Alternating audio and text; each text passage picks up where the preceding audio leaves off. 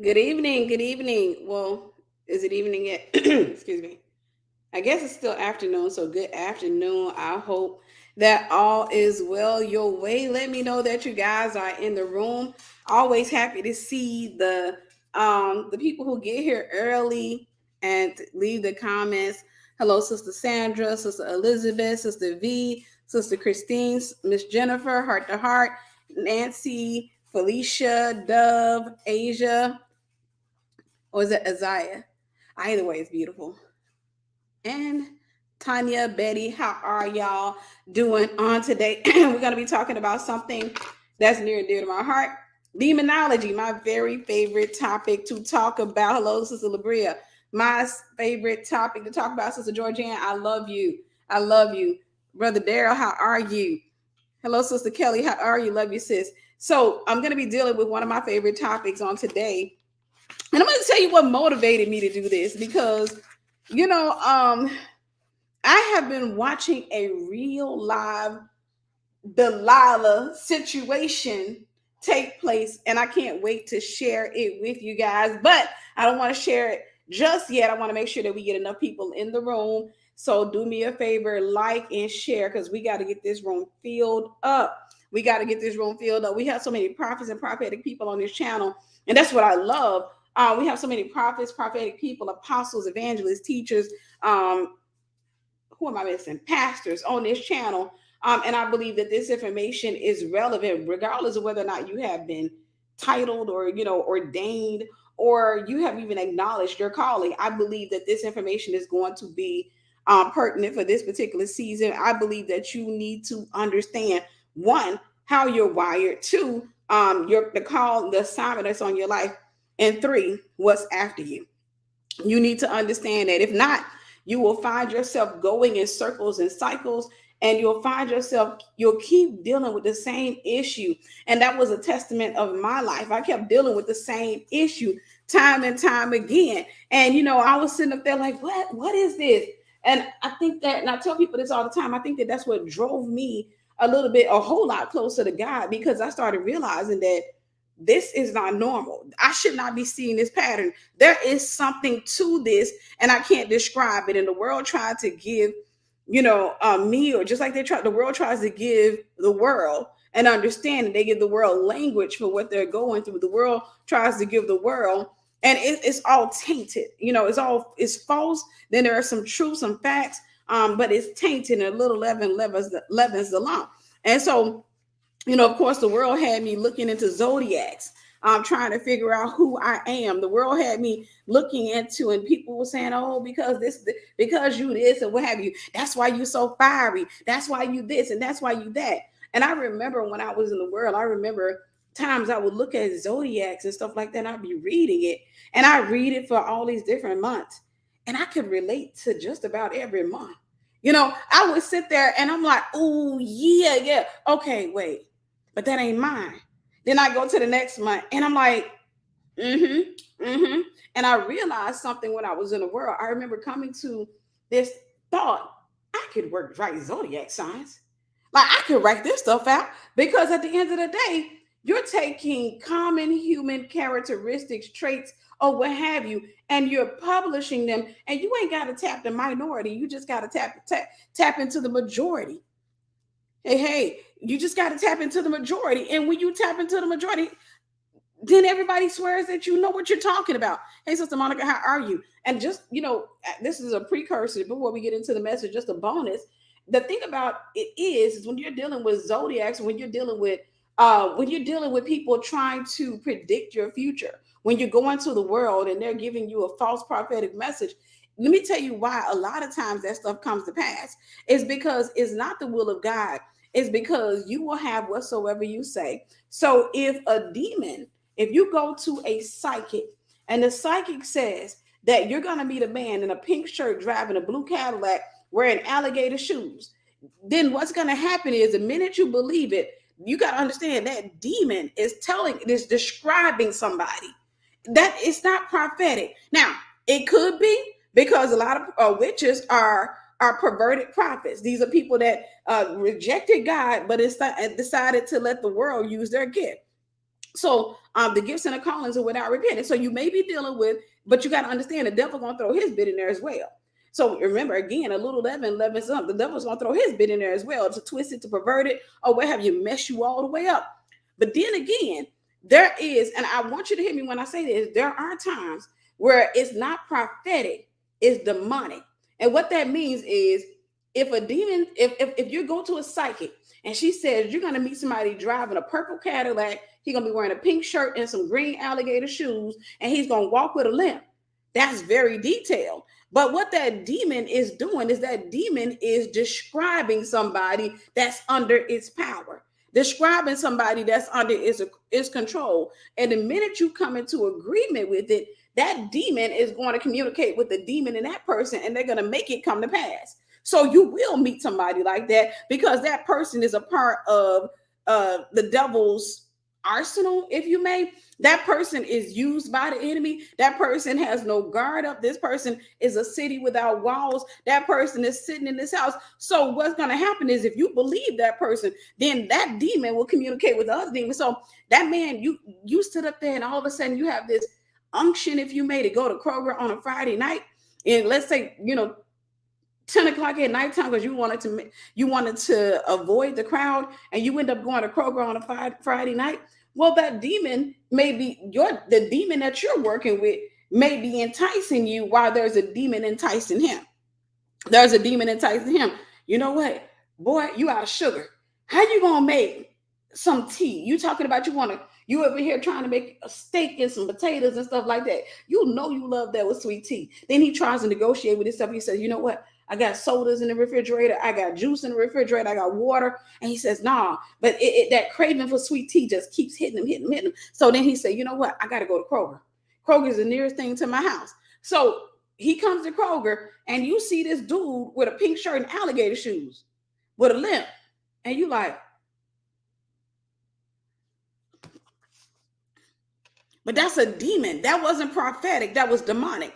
That's a spirit in that man. That's a spirit in you, and that's a spirit in that man. Those spirits are in partnership. So when he goes and he look at you and you look at him, chemistry. Y'all demons a lot. You ever seen the cartoon with the heart come on their eyes? And then he come limping over there to you. Hey, what you doing? You need help with. They need me to get that off the top shelf for you. I'm short, so I have to deal with that quite a bit. You want me to get that out? You said, yeah, thank you. And he said, or you say, no, I got it. And you reach up there and get it. And he's like, no ring on your finger. You're like, yeah, no. So what you doing at Kroger on a Friday night this time? And you say, well, I really needed some sweet tea. He said, me too. Man, I couldn't. You like, listen, I'm at home. I was frying up some chicken, and I, was gonna make some mac and cheese with it, but I just really wanted some sweet tea. And he said, I'm cooking steak and potatoes. You like steak and potatoes? You can cook? He like, yeah, I'm cooking steak and potatoes. And that's what I was like, I need some sweet tea.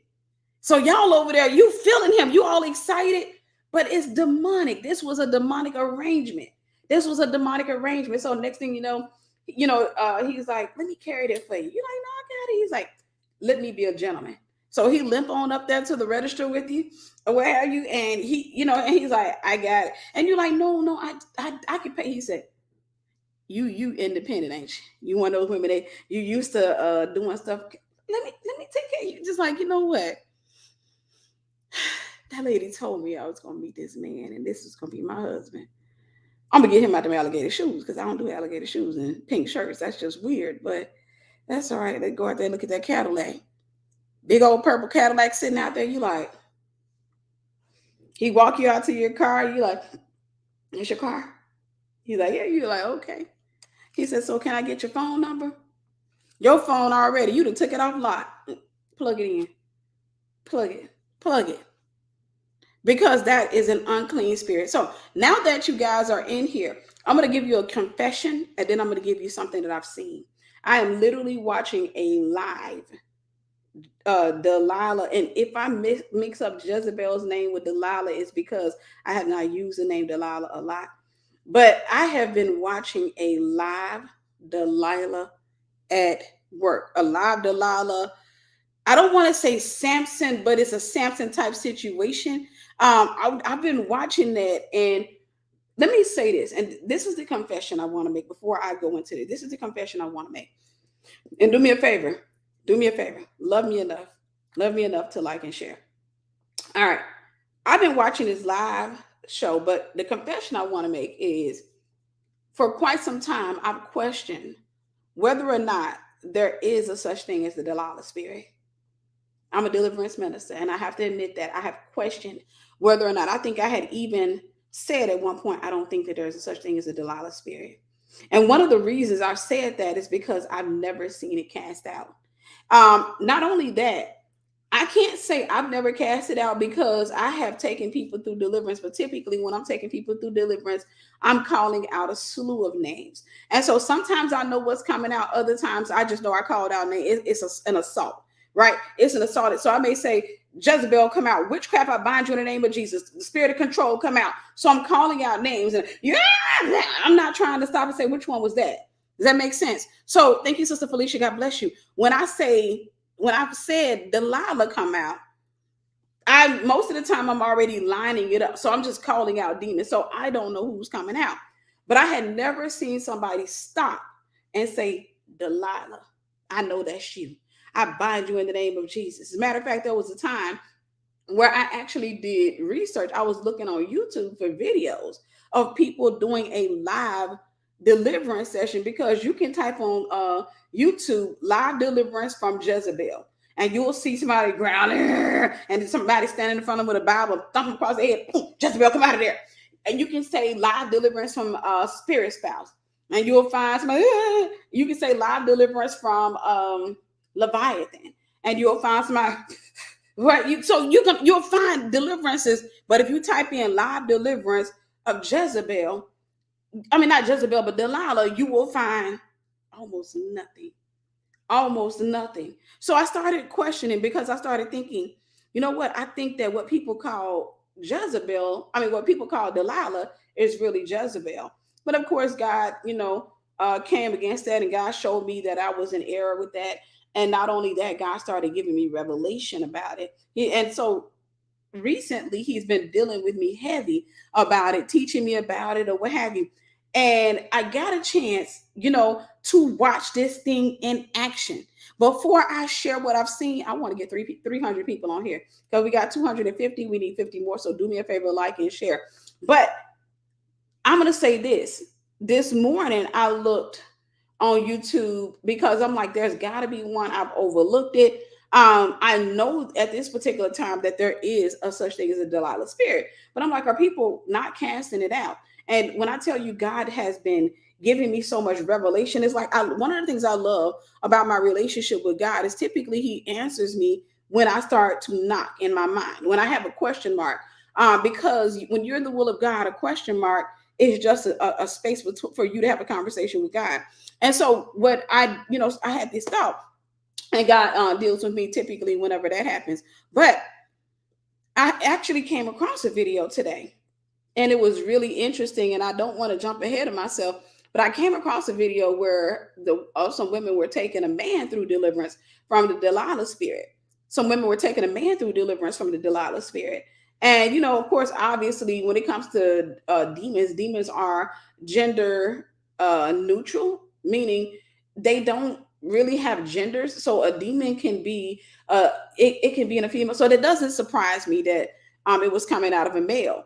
But what it did do was God started utilizing that moment. As I was driving to church, and God was utilizing that moment to minister to me. He said, when you see promiscuity in men, most of the time you're watching Delilah at work.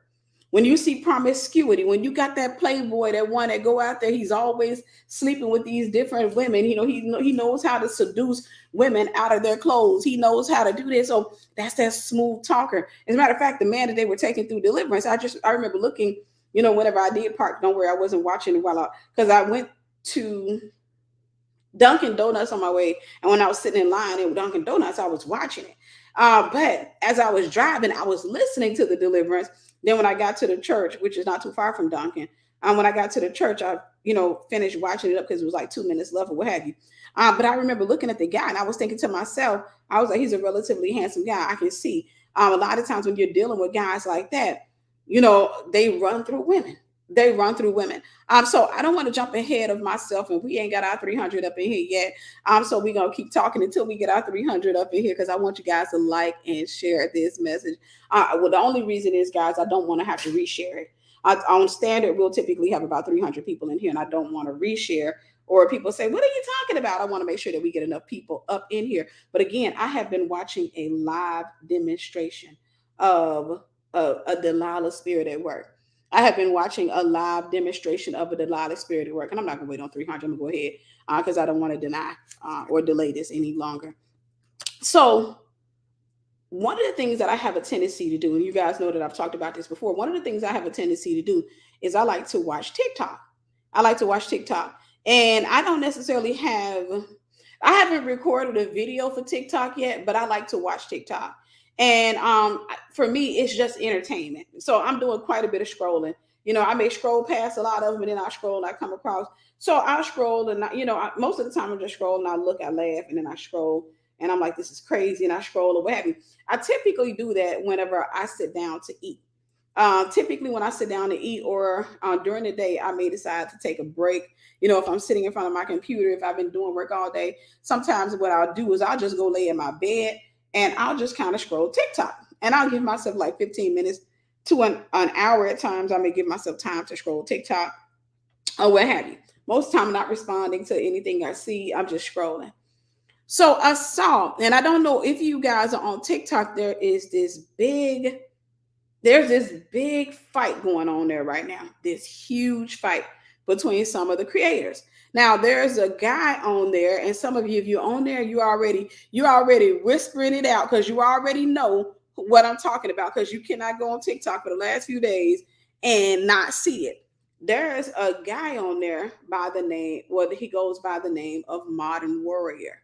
He goes by the name of Modern Warrior. So he comes up quite a bit, not too much, but he comes up quite a bit on whenever I'm scrolling. I'm not following him, but he comes up quite a bit when I'm scrolling because I have stopped and watched his videos, several times. So Modern Warrior he's an Indian guy, an American Indian, and he combats racism.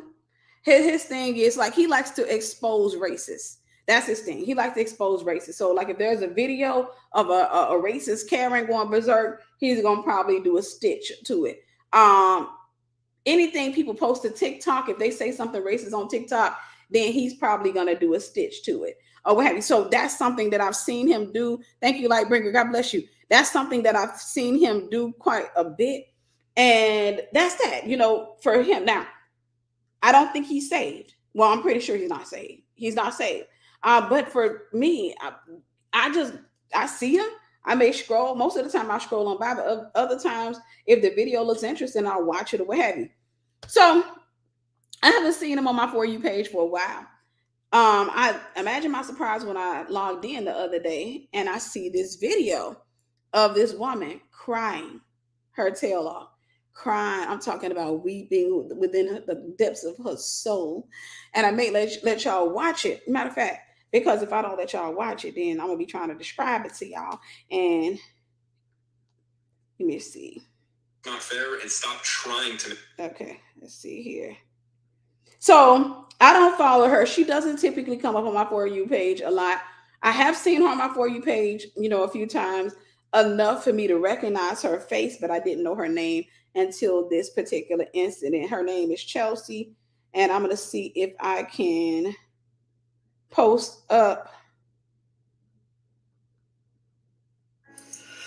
I want to preface this post by saying every rumor you've heard about this person hitherto on this app has been made up by neo-Nazis bent on killing him.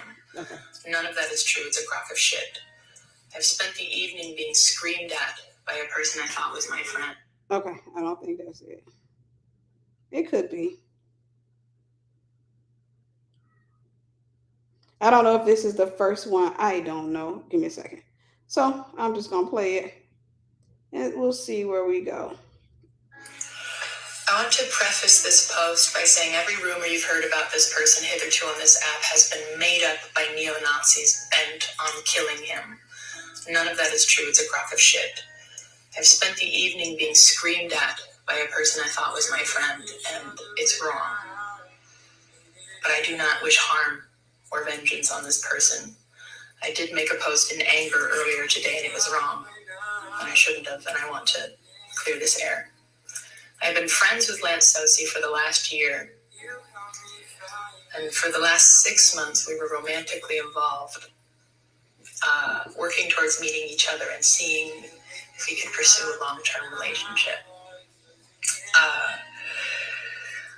Lance became my friend very soon after I lost the baby, and I'd been having panic attacks for the first time in my life, and he supported me beautifully through those things, and really made me feel safe. And eventually I fell for him and told him, and I kept having the panic attacks, and he just kept telling me to open up and trust him, and he wanted to protect me, and I really think he wanted to protect me. I really think he wanted to do good. And I really trusted him. And I kept telling him that this is very, I don't do this, and this is very strange and new. And he brought up once or twice that he'd been listening to a podcast about polyamory, and he asked me what I thought of that. And I said no, I couldn't do that. And given all the romantic messages we were sending, I thought he would oblige until we could talk about it later.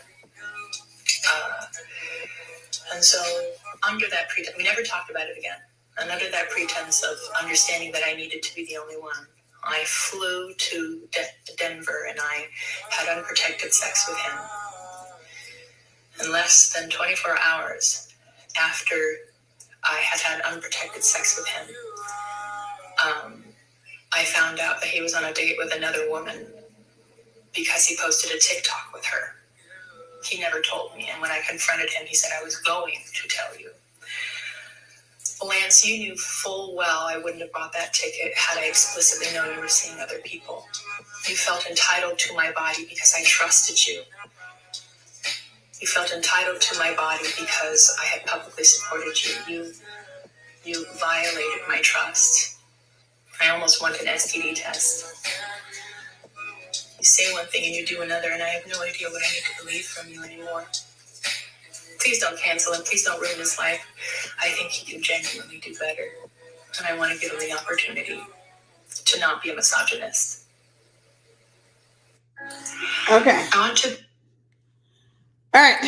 Let me give some shout outs. I'm going to let y'all watch one more video. Sister Alexis, thank you. Sister Tanya, thank you. And Blue Diamond, thank you. God bless y'all. Okay. I'm going to give you another video real quick. Same channel. So this is really bad. If you saw Chelsea's video about Lance, you know exactly what happened to me because our stories are identical. Up to exactly the same situation of me flying out there and having unprotected sex with him after he told me he hadn't had sex with anybody else and denied me informed consent. It's really fucked up. And I do want to be so clear that the rumors about him online that white supremacist Nazis have spread are not true. None of that is true. That is false. I'm not endorsing any of that. But he is a liar, and he is a manipulator. And I told him I wouldn't do this. I told myself I wouldn't do this. But I am doing this because this is insane. This is fucked up. It's been months, and this is so much worse than I thought. So this is really bad. Okay, I'm sorry for making y'all sit all the way through that. But that is a live Delilah show in action. Right. The background music is designed. So music is designed to bring down. So it's to make you feel sorry. It's to cast them as the victims. See, at the end of the day, first and foremost, they, like I said, you cannot go to TikTok without this coming up. If you scroll TikTok, guaranteed you're going to come across videos of people stitching and talking about this situation. It has been all over TikTok. You can't get past it. First and foremost, they chose. Oh, well, no, let's go here. They had it up there where they called it rape. They were accusing the man of sexual assault because he cheated on them. I'm going to say something that can be relatively controversial before I go a little bit further. I've said this before. They said it's sexual assault because he denied them informed consent. Informed consent. And the thing about it is, I sometimes I wonder, I don't know if y'all have ever had boyfriends or they ever had boyfriends or anything like that before, being a grown woman. I have been lied to a lot in my life. I've been lied to. That's the thing. You gonna come in contact with liars all day long. When you walk out your door, you gonna come in contact with liars. While they are responsible for their actions, you are responsible for believing them because God told you to test the spirit. Now, again, these people are not saved. I don't think they're saved. They will probably argue the differ, beg to differ, but they I don't believe they're saved or what have you. If a man, first and foremost, I'm not having sex outside of marriage. But secondly, if a man walked up to me, if I was willing to bust it open outside of marriage, at the end of the day, nobody gonna sit up and tell me it's just me. You don't have to worry about anybody else. I don't know who been there, and I know people can lie. So at the end of the day, that just because he said it doesn't make it true. These women, the guy, he's no Samson. But he's the world's version of a Samson, whereas again, he comes against racism so much that there has been a lot of white supremacists that want to kill, not even just white supremacists, people from within his own race, people that's been wanting to kill him. There are a lot of people that want to destroy this man. Like I said, he's an Indian guy. If you don't know who he is, I'll pull him up. Give me a second. They call him Modern Warrior on here. And I'm going to tell you guys where I say this is a live Samson and Delilah. And this is supposed to be. And the next time you call me a sex offender, make sure you put registered in front of it. You see, what we're not going to do is run around spreading misinformation. All right, that's it. The lady who did that particular stitch is supposed to have been one of his friends. And as soon as the opportunity came, she jumped on the opportunity to betray him. She jumped on the opportunity or what have you. Now she's backtracking or what have you because the internet is not on those ladies' side. So the reason I call that a live Delilah and Samson type situation, like I said, for him, he's been fighting against white supremacy to the point where, all our honesty, he's racist himself. He may deny it or what have you. You'll have a lot of people who say black folks can't be racist, colored people can't, colored or indigenous or non-white people can't be racist. But yeah, I kind of beg to differ. At the end of the day, we can all be racist or what have you. But he, when I see him a lot of times, he has a lot of hatred in his heart or what have you. That's what happens whenever you try to go up against a principality without the spirit of God. I need you to hear me what I'm saying, because you can have good intentions, but if you try to go up against a principality without the spirit of God, what then ends up happening is that principality, that spirit will then enter you. I can tell you, for example, you can even have the spirit of God. If you go against something and you don't go in the name of the Lord, if you don't heal and forgive, that thing that's in them people will get into you. I can tell you, for example, whenever I dealt with competitive people, jealous-hearted people, one of the things I noticed is that when I had competitive people and they would do certain things, and I noticed that they would never, I'm talking about, I can post up, I don't care what I post, I can post a new book, new this, new, they would not celebrate me. They would celebrate everybody around me, but me. They celebrate everybody but Tiffany. And at one point, I fell into the trap of, I'm not going to celebrate them because they don't celebrate me. What was I doing? Becoming them. I didn't realize it. It was vengeance. And that's what vengeance does. It makes you eat from the same plate as the person that's hurting you. It makes you eat from the same plate. And so consequently, I found myself intentionally doing this. I see somebody celebrate something like me. Don't never celebrate me. I scroll right on by. Oh, like this person, like that person. And the Lord rebuked me. He said, isn't that competition manifesting itself in you now? And he still helped me to understand you don't do that. You don't behave like that. Vengeance is mine. So one of the things I had to do was I had to. So the reason I say this is a modern Delilah type situation is even though he is an Indian, what they say, indigenous, and I can't say it. I can say it, but indigenous man, indigenous. There it is. Even though he's an indigenous man, and he preaches against racism, he has displayed a lot of hatred toward white people. Nevertheless, thank you, Sister Brianna, and God bless you. He has been sleeping with white women. Nothing wrong with that. We're all part of the human race, or what have you. But what he didn't realize is because when you don't have the Spirit of God, you will typically sleep with what you preach about.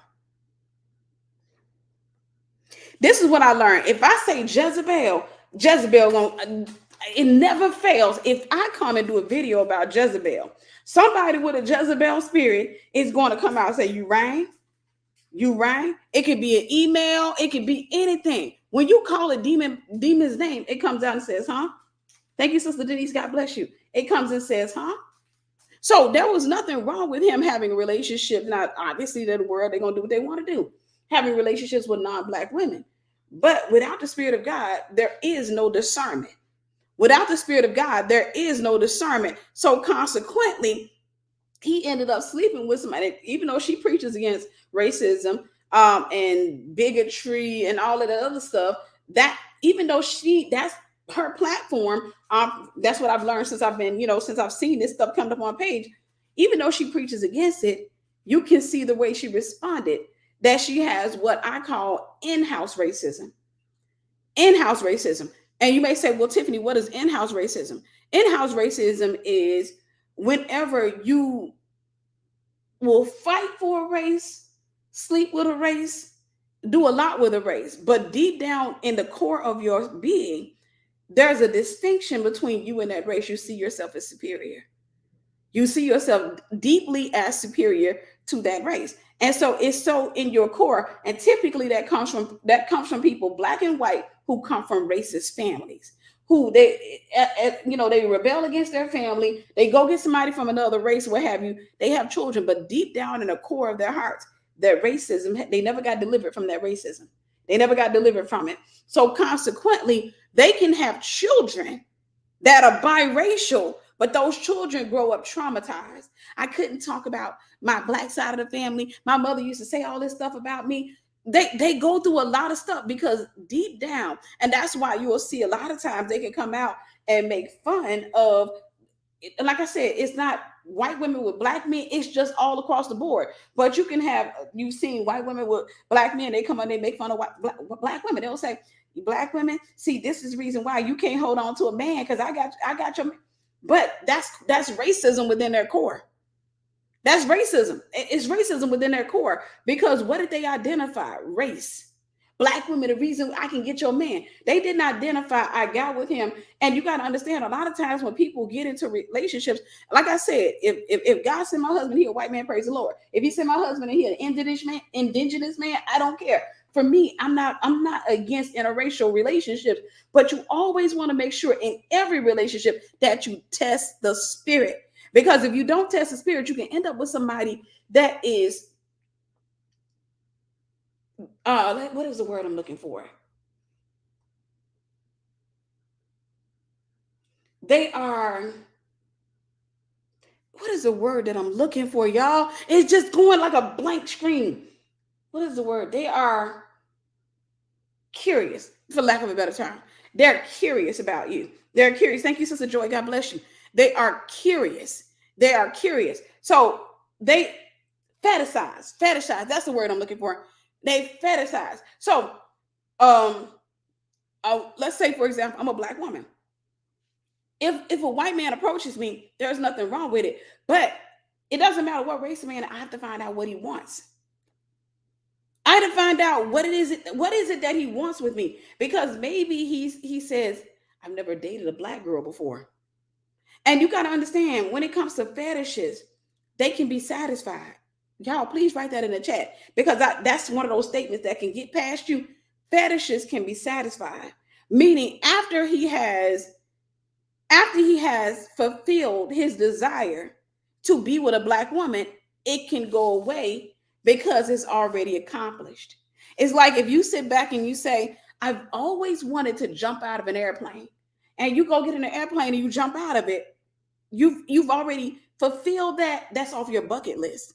Once it comes off your bucket list, if somebody says you want to go jump out of an airplane, maybe. Because it's no longer, it's something you've already done. And so you got to understand, sometimes people, when they're looking at you, and this is not even about race, because a black man can fetishize a black woman, right? A black woman can fetishize a black man, because the black man can look at a woman and say, I ain't never been with somebody with slanted eyes before. Girl, I ain't never been with somebody whose butt's that big. I ain't never been with somebody who got a gap like that between their teeth. I ain't never, so it could be a fetish of that person. It's just maybe you remind them of somebody on the television set or what have you. But once they get their feel of you, they are going to be gone. So this particular woman has gone on a mission.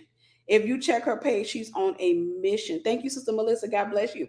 She is on a mission to destroy this man. Even though he has supremacists, white supremacists after him, he got people that want to kill him dead. Even though he's had to hide his stuff or what have you, she's gone on a mission. Because at the end of the day, if normal people, if I was, now first and foremost, I'm not having sex, right? But if I was still in the world and I got played like that, and I had a big platform, first and foremost, I would be embarrassed at the fact of getting played. Secondly, if I wasn't embarrassed, I'm not coming out and talking. If I talk about it, I would probably, matter of fact, I don't think I would be embarrassed. I would put myself on blast and laugh at it. I'd be like, I got played, y'all. I got played. Dude told me that, he told me this and he told me that. I bought myself a ticket. Yeah, I bought myself a ticket to go get humped. And you see the egg on my forehead? Do you see the big L there? I bought myself a ticket, and I went there and he spun it around. And you know what? Then he didn't even want to wear a condom. And I was like, cool beans. Have at it. We're going to have little kids, little babies, long term. And then I get on a plane and I go to TikTok to look at him like, I know this and that. I know he ain't on a date with somebody else. Now I'm flying back in the plane like this. Lesson learned. But she went, and obviously she took down a video where she saw, it was I saw the video, highly emotional video. She had 2 million followers, if I'm thinking correct, but it's down because a lot of people went and unfollowed her. She's down to 1.6 million last time I checked. I don't know if she went down or up. I think that she was, but a lot of people went and unfollowed her as a result, because first and foremost, a lot of people were on her side. They drove him to the point where he hasn't been on his page, but a lot of people were doing stitches, talking about his character. 5 women come out and say he did the same thing to me. And I'm sitting there looking like, y'all ain't never came across a player before. He never sung the song, I don't want to be a player no more. He didn't say that. And they're like, he did the same thing to me. He led me to believe that he wanted a relationship. He led me to, they call him Modern Warrior on TikTok. He led me to believe that he wanted a relationship. He deceived me, and then he did not want to wear a condom. We had unprotected sex. Like, that's not an indictment against you. Like, that's not some type of indictment against you. You just up there let somebody raw you out that you've known for 6 months without any type of test, and you fly into town, and this is a major creator, and he felt comfortable enough to want to not put nothing on his skin, and you think you the first one? So she has played the victim. She then went swept up all these women, and now she's like, I could be pregnant with your baby. Then she did one She was like, you knew all the trauma I went through. You knew. When I say this woman has been on a mission to destroy this man, and they come out with screenshots where she said that she just lost a baby. And say he called her at a vulnerable time. She had just lost a baby. And she, you know what? I'm gonna let y'all watch that because y'all won't believe how dramatic this woman is. And I'm gonna tell you, give me a second. Let me see if I can find it because I don't know.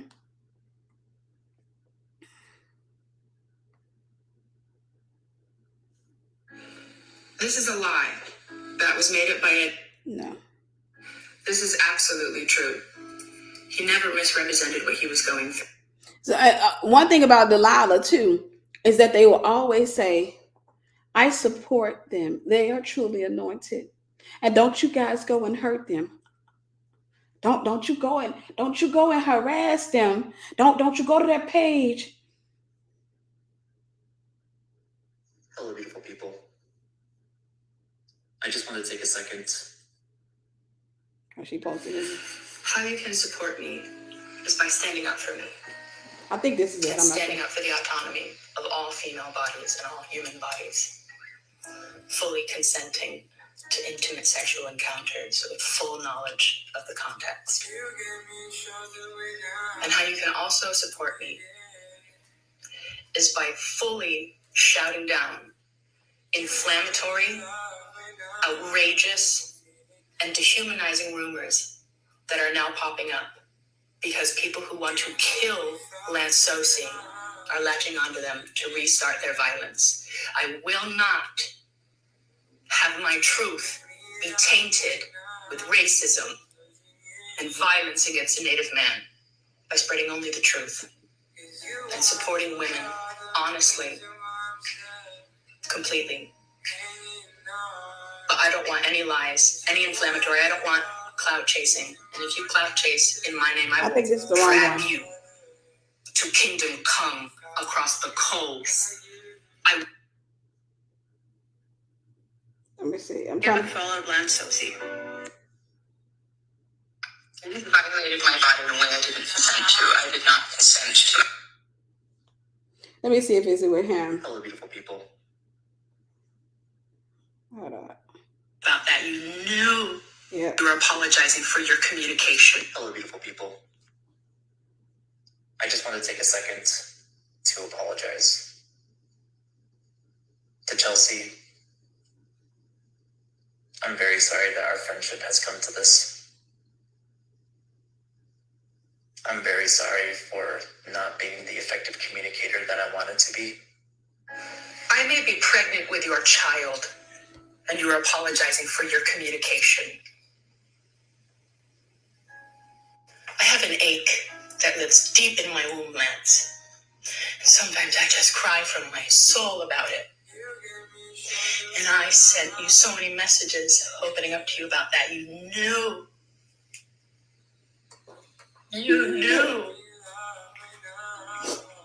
You fucking knew. You fucking knew. I never would have opened up my body that intimately to you. With the trauma that gives me anxiety attacks, my anxiety that manifests in my stomach and I puke. From that trauma, I still puke. I still feel nausea multiple times enough from the anxiety and the trigger responses from that experience. And you knew the whole time. Because you dared try to apologize for your communication. Why don't you apologize for taking advantage of my vulnerability to get in my pants? You knew I never would have ever slept with you without a condom had I known what was going on. I found out on TikTok. Lance. Hello, beautiful people. To the dudes out there. White, black, purple, green, orange, yellow, rainbow. I feel sorry for y'all if y'all have no discernment. When I see a man without discernment, I know that he is a walking Jezebel magnet.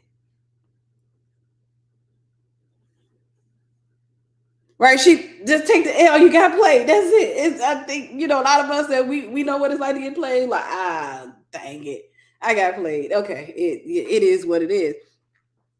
This lady has dedicated her channel. You notice that song in the background? You notice the song in the background?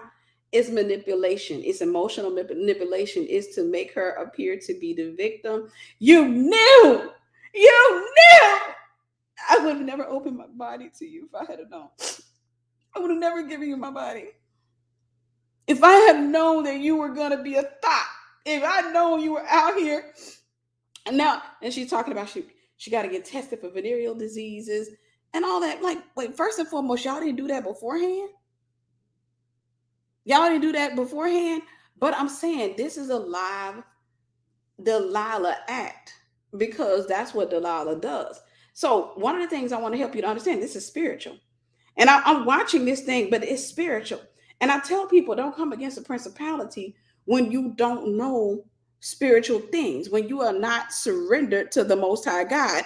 Don't come against the principality because you don't understand what you're coming against. And the enemy will send people into your life. Now, let me say this. When the enemy sends people, most of the time, they're not going to be aware of the fact that they're being used by the enemy. They don't know that.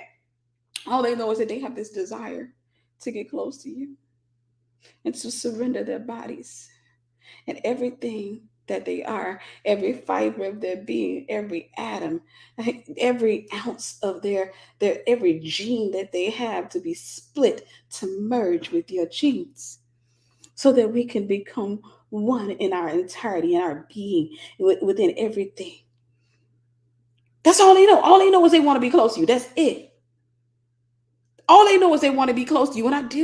One of the things that I've had to learn to do is whenever I'm talking to people, a lot of times I learn putting that boundary in the front. And I know we haven't gotten into the message yet, y'all, believe it or not. But when you put a boundary in the front, it reveals bound people because bound people hate boundaries. When you put a boundary in the front, they get upset because when you sit back and say, yep, nope, stand right on the other side of that boundary. Let me get to know you.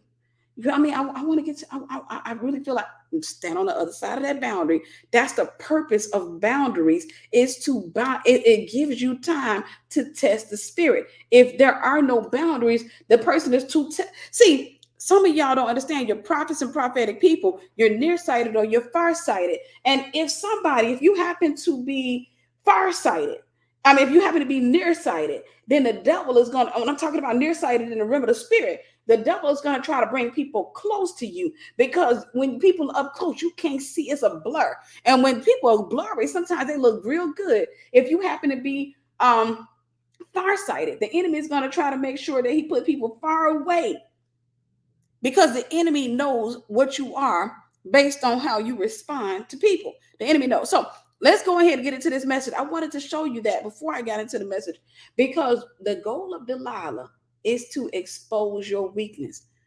What is this man's weakness? Women, fantasy, sex, no condom. That's the goal of Delilah. Delilah's goal is to come into your life, expose your weakness, and then try to set you up for destruction.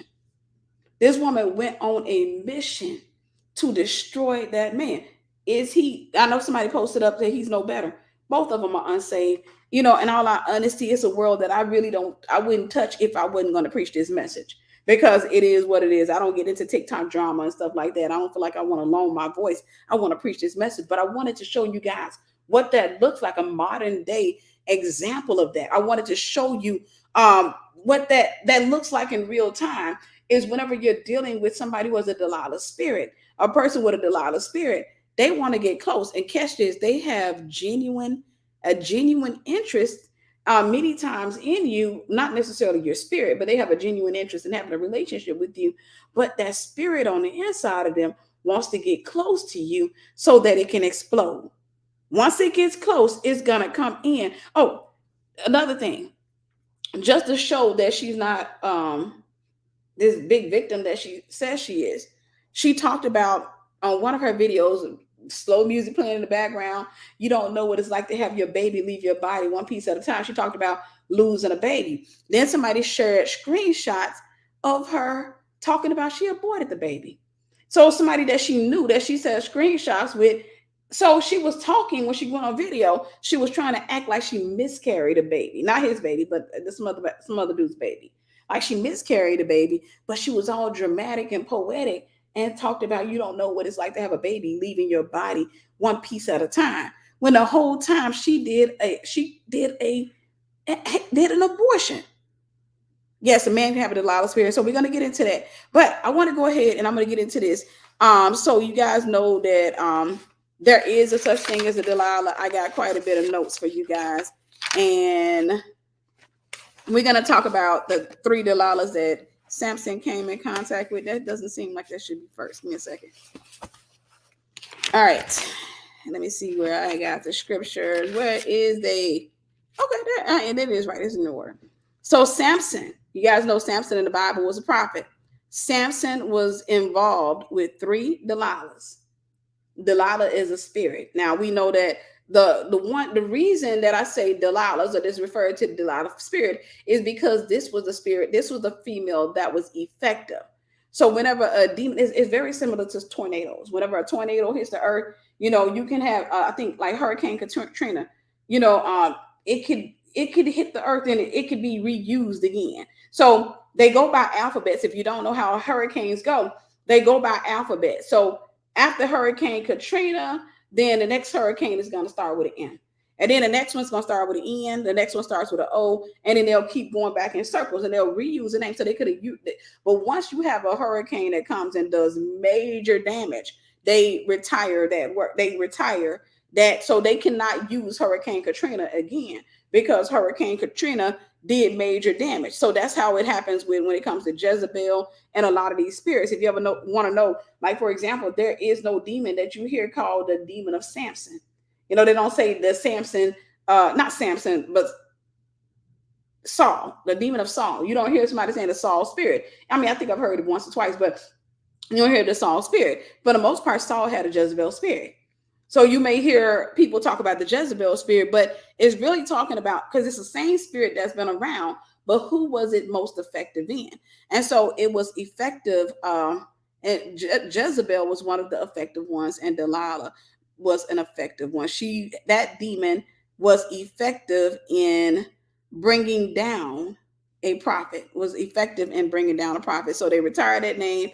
And so now you just call it the Delilah spirit, even though there are other occurrences of the Delilah spirit in action. So the very first time that we find that spirit in action is in Judges 14. And I'm going to read from the English Standard Version. And I got to just warn you up front. It's not a warning, it's a blessing, guys. But I'm going to read quite a bit. So Judges 14, English Standard Version. His first wife, her name was not Delilah, but she had a Delilah spirit. So Judges 14, Samson went down to Timnah, and at Timnah he saw one of the daughters of the Philistines. Then he came up and told his father and mother, I saw one of the daughters of the Philistines at Timnah. Now get her for me as my wife. But his father and mother said to him, is there not a woman among the daughters of your relatives or among all our people that you must go to take a wife from the uncircumcised Philistines? But Samson said to his father, get her for me, for she is right in my eyes. His father and mother did not know that it was from the Lord, for he was seeking an opportunity against the Philistines. At that time, the Philistines ruled over Israel. Now, in this particular situation, God arranged for him to get with that bound woman so that God can activate or God can agitate his anointing so that he could go and do what he's designed to do. So let's go ahead and move on. Then Samson went down with his father and his mother to Timnah, and they came to the vineyards of Timnah, and behold, a young lion. So I'm not going to read that part. All right, let me see where we're going to start at. All right, so he gets married. We're going to move on down to 15. Judges 14, 15. On the 4th day. Okay. Where was I?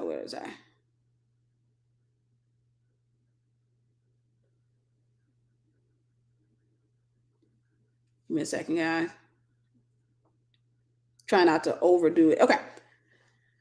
On the 4th day, they said to Samson's wife, now he told them to give a riddle. I want to make sure. I will start at 10. His father went down to the woman, and Samson prepared a feast there, for so the young men used to do. As soon as the people saw him, they brought 30 companions to be with him. And Samson said to them, let me now put a riddle to you. Now he's saying this to the Philistines. If you can tell me what it is within the 7 days of the feast and find it out, then I will give you 30 linen garments and 30 changes of clothes. But if you cannot tell me what it is, then you shall give me 30 linen garments and 30 changes of clothes. And they said to him, put your riddle that we may hear it. And he said to them, out of the eater came something to eat. Out of the strong came something sweet. And in 3 days, they could not solve the riddle. On the 4th day, they said to Samson's wife, entice your husband to tell us what the riddle is, lest we burn you and your father's house with fire. Have you invited us here to impoverish us? And Samson's wife wept over him and said, you only hate me. You do not love me. You have put a riddle to my people, and you have not told me what it is. And he said to her, behold, I have not told my father nor my mother, and shall I tell you? She wept before him the 7 days that their feast lasted. And on the 7th day, he told her, because she pressed him hard.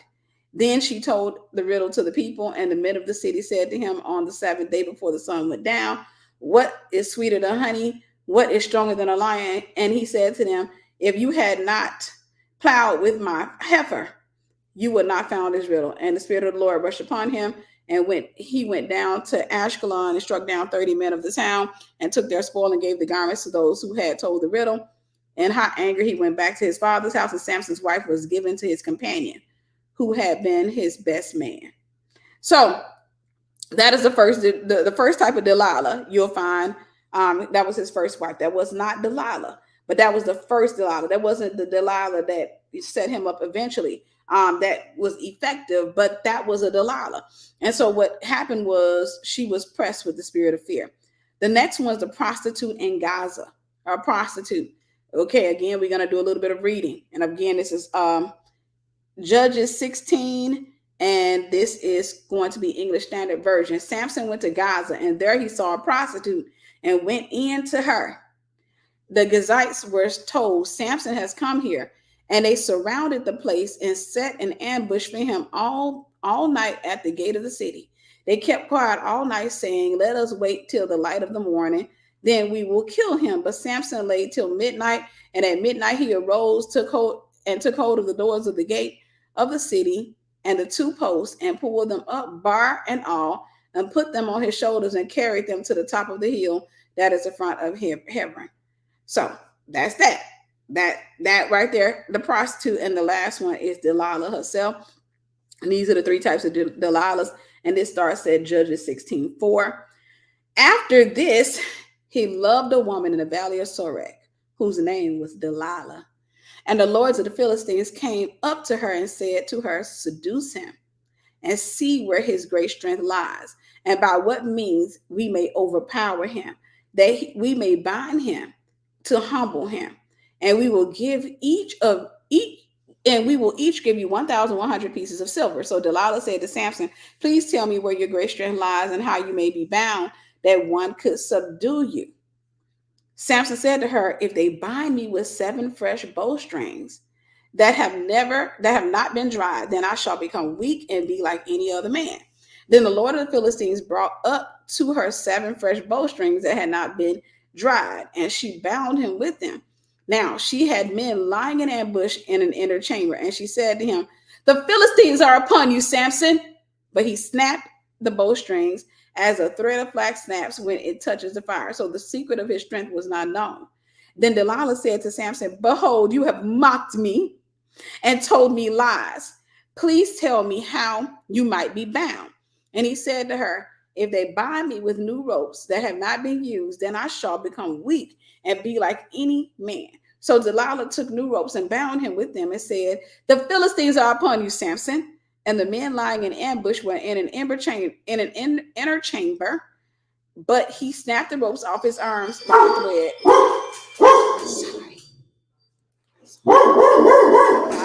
I know. I'm sorry. I can get going over here at times. It's Amazon. We gotta go to Amazon. I know, baby. I gotta start ordering stuff. You know what? Okay. Okay. He's leaving. Good boy. You paid your rent. I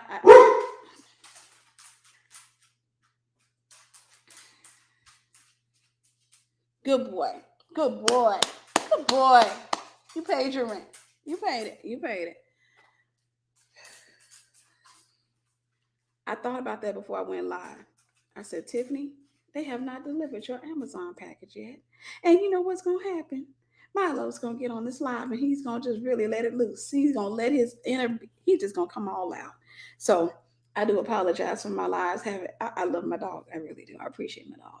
So we're going to go back on to the story, okay? All right. I had to come out with a southern accent. All right. So, behold, you have mocked me and told me lies. Please tell me how you might be bound. And he said, if they bind me with new ropes that have not been used, then I shall become weak and be like any other man. So Delilah took new ropes and bound him with them. And she said, the Philistines are upon you, Samson. And the men lying in ambush were in an inner chamber. But he snapped the ropes off his arms like a thread. Then Delilah said to Samson, until now you have mocked me and told me lies. Tell me how you might be bound. And he said to her, if you weave the 7 locks of my head with the web and fasten it tight with a pin, then I shall become weak and be like any other man. So while he slept, Delilah took the 7 locks of his head and wove them into the web. And she made them tight with the pin and said to him, the Philistines are upon you, Samson. But he awoke from his sleep and pulled away the pin, the loom, and the web. And she said to him, how can you say I love you when your heart is not with me? You have mocked me these 3 times, and you have not told me where your great strength lies. And when she pressed him hard with her words day after day and urged him, where was I? And urged him, his soul was vexed to death. And he told her all his heart. And he said to her, a razor has never come upon my head, for I have been a Nazarite to God from my mother's womb. If my head is shaved, then my strength will leave me, and I will become weak and be like any other man. When Delilah saw that he had told her all his heart, she sent and called the lords of the Philistines, saying, come up again, for he has told me all his heart. Then the lords of the Philistines came up to her and brought the money in their hands. She made him sleep on her knees. I wonder how she did that. And she called a man and had him shave off the 7 locks of his head. Then she began to torment him, and his strength left him. And she said, the Philistines are upon you, Samson. And he awoke from his sleep and said, I would go out as other times and shake myself free. But he did not know that the Lord had left him. And the Philistines seized him and gouged out his eyes and brought him down to Gaza and bound him with bronze shackles. And he ground at the mill in prison. But the hair of his head began to grow again after it had been shaved. All right, let me get back to y'all. Okay, so that is the way that the Delilah spirit works. Delilah, her assignment was to reveal the source of his strength. Samson was a prophet of God. It was to reveal the connection between him and God. They recognized then that every prophet had some type of strength, but to reveal his connection with God. Now, the gouging out of his eyes is symbolic, even though it is an actual event that took place. It is symbolic of vision, because that's what you're dealing with when you're dealing with the prophet, is vision. It was symbolic of the vision being taken away from the prophet, or taking away his ability to prophesy, taking away his ability to be an effective prophet, or what have you. So what do these 3 women have in common? I'm going to give you 3 things that they have in common. They were all prostitutes. They were all prostitutes. You may say, well, Tiffany, was only one of them that you mentioned was a prostitute. No, if you really look at it, they were all prostitutes. Number one, or you say A, the first one did it because of fear, to gain the acceptance of the Philistines, and because she feared. They threatened her, so she revealed them, what have you. So basically, she was willing to sell him in order for her own, in exchange for her own life, or what have you. They were all prostitutes. Number 2, or B, the other woman was a noted prostitute. We already know that. And then C, Delilah herself. The Philistines said, we'll give you 1,100 shekels of silver. So that's all prostitution. Number 2, they all made Samson accessible to his enemies. All three of them made him accessible. Whenever you get into a relationship, that person is supposed to be a covering. Your husband's supposed to be a covering, but I'm about to surprise the women. You're also supposed to be a covering to your husband. You make him inaccessible to things that could get to him, like other women. So you have to give him the secrets of other women. You have to reveal to him. See, one of the things when you're married, you will say, for example, baby, be careful. When I came up to your job, that secretary, I noticed that she kind of hangs around your office a lot. And so I already know what type of woman that is. That's the type of woman she got an agenda. And your husband looks, because y'all know when it comes to women, men can be very ditzy. They don't understand. But you say, baby, that woman, she be hanging around your office, and I get it. But I'm gonna tell you something. There's something about her. I can tell you right now. I can tell you what type of one. He says, well, babe, she's about to get married. She has a fiance. That don't mean nothing. That don't mean nothing. 9 times out of 10, baby, let me break it down to you like this. Her fiance, the woman, is a broken piece of. She's a broken mess. Her fiance cheats on her. He dogs her. What have you? You in a high position. You're doing good. You're ascending the ranks, or what have you. She wants is either one or two things that this woman wants. So I can tell you the way she did buzzing around your office, always coming up in your office, or what have you. She buzzing around you for two reasons. Either one, if she can take you, she don't mind kicking her fiance to the curb, because you are better. You have a better future than him. So she's thinking about herself, as far as financial gain, as far as power gain, or if nothing else, she wants to use you to make her fiance angry. She wants to use you, meaning if she can't get you to sleep with her, if she can't get you to cheat with her, then what she'll do is she'll try to accuse you of doing wrong. She'll try to seduce you. She'll try to accuse you, so that, because y'all know that there are women out there, for example, what they'll do is they'll go and flirt with men, even though they got a man at home, and then they'll play the victim because they man at home cheating on them. So what they're trying to do is make themselves look wanted, but they don't want to be wanted by old Dusty Tyrone over there. No, I want the CEO of the company. I want the CEO to want me, because then the man at home gonna realize, dang, if I let her go, if I keep cheating, I'm gonna leave her, or she gonna leave me, and a CEO, somebody big, somebody major, I'm giving the secrets out there. The brothers, I'm telling you right now, the men that tune into this channel, you are learning secrets about this particular lady, this type of thing. But the goal, a lot of times when you're dealing with these type of people, is to make the man at home jealous. Y'all, do you know how many men, how many marriages were destroyed by a woman who was mad because her man was cheating on her, who came and flirted with your man, or came and flirted with you, and put her butt in the air, did all that crazy stuff, because she wanted you to flirt with her, because she wanted you to give her your attention. And then as soon as, if you bit the bait, she said, you came into the office and you saw her sitting there with your superiors, and they like, have a seat.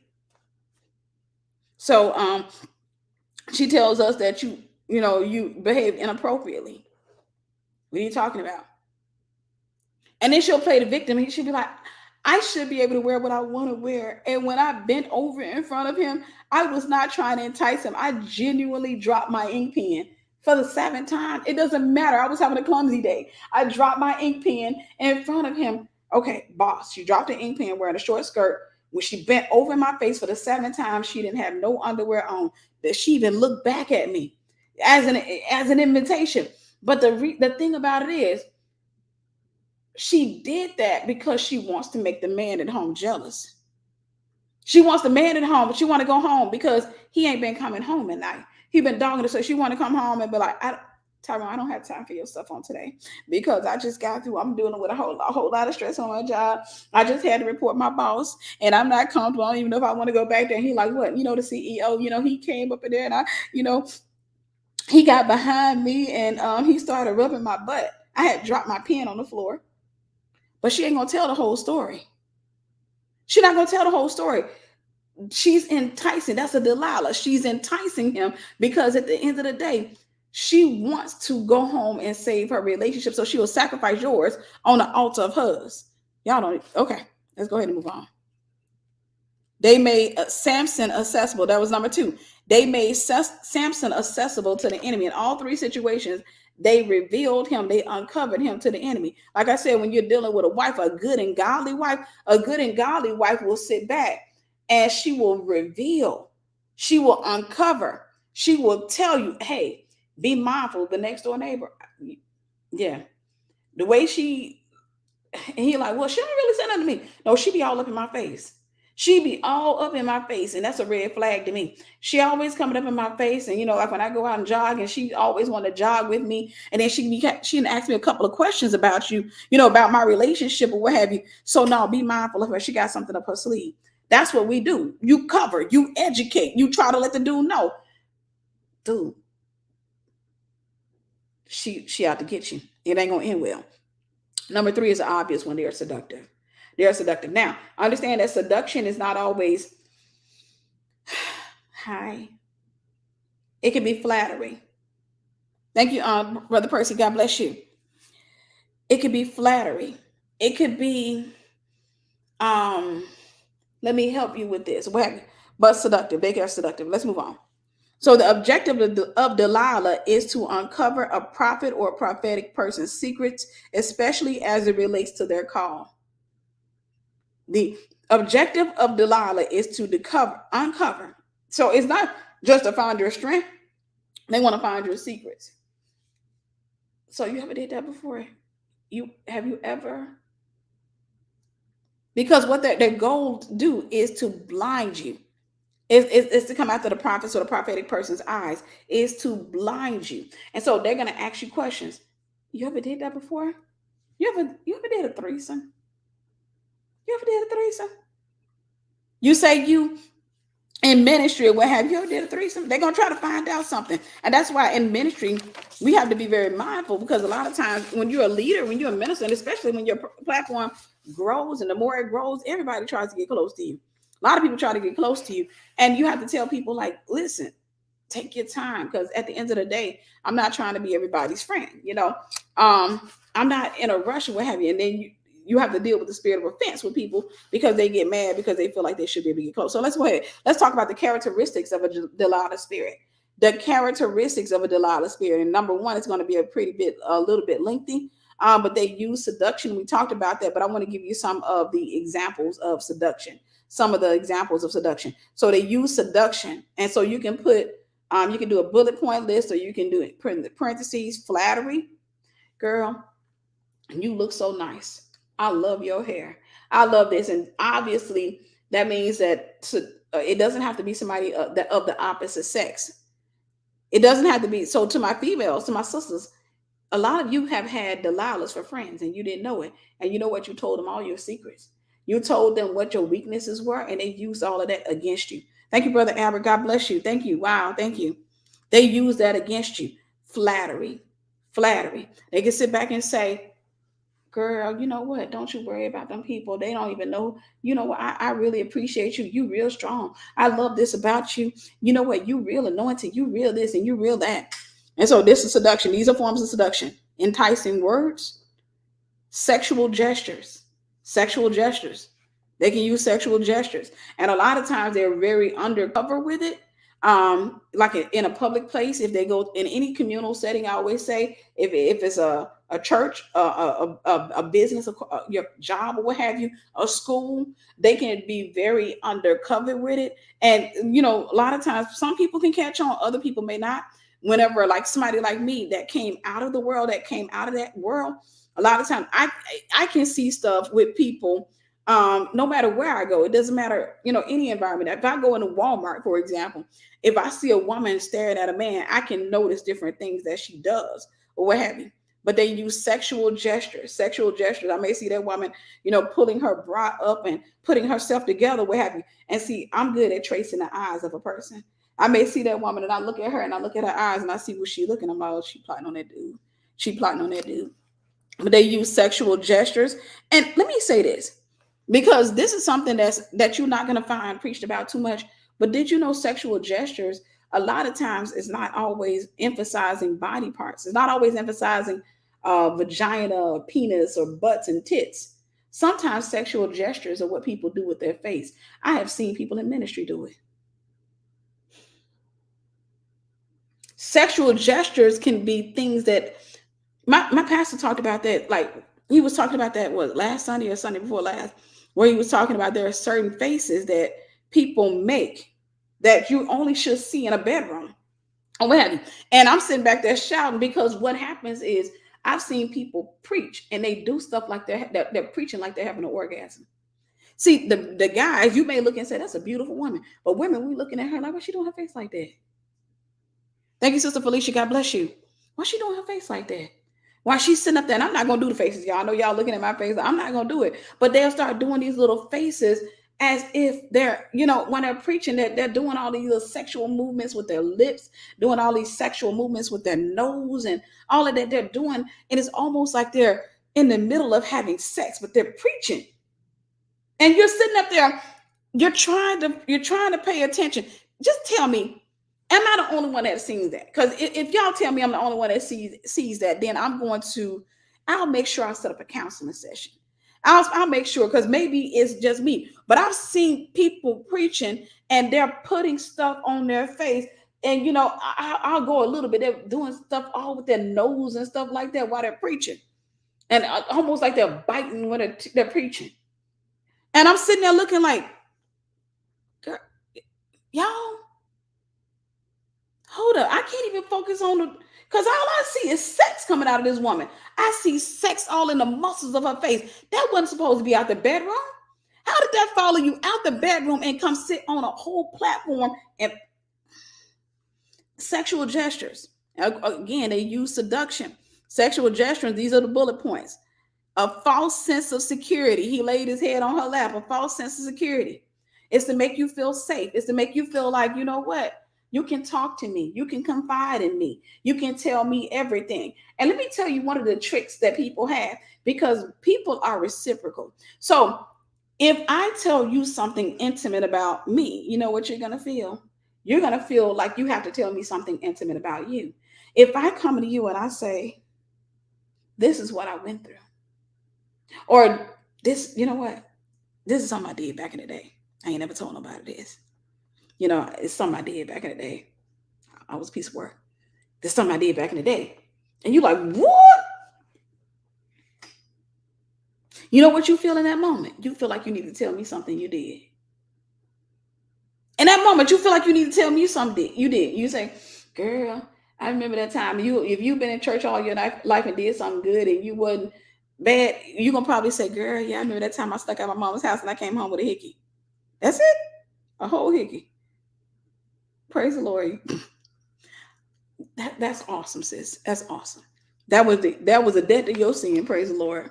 Right? But a false sense of security. They give you a false sense of security, but first they open up to you and they try to get you to open up to them. They try to get you to open up to them. And if you don't open up to them, they're going to get offended. If you don't open up to them, they're going to get offended because they'll keep looking at you. It's almost like they're searching your eyes like, can I tell you this deep, dark secret of mine? And you just like, and they just like, and you like, and they say, I want to tell you something. And they're like, I want to. And you're like, tell me. Okay. You can't judge me.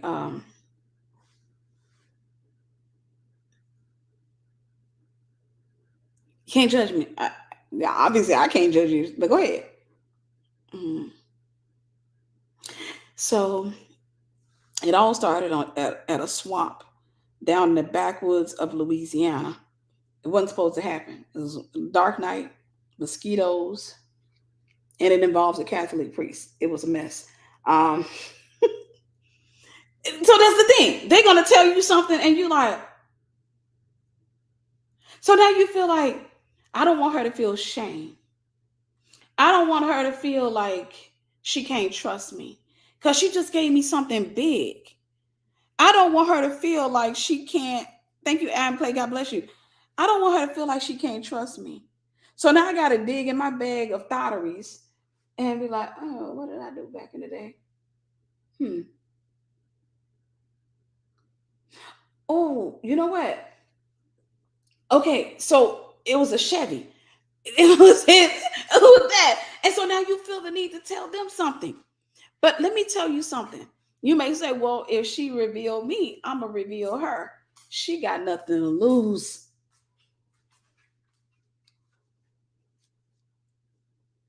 She got nothing to lose. You can talk about her thotteries. You can talk about the stuff that she did. It ain't gonna do nothing. She ain't going nowhere.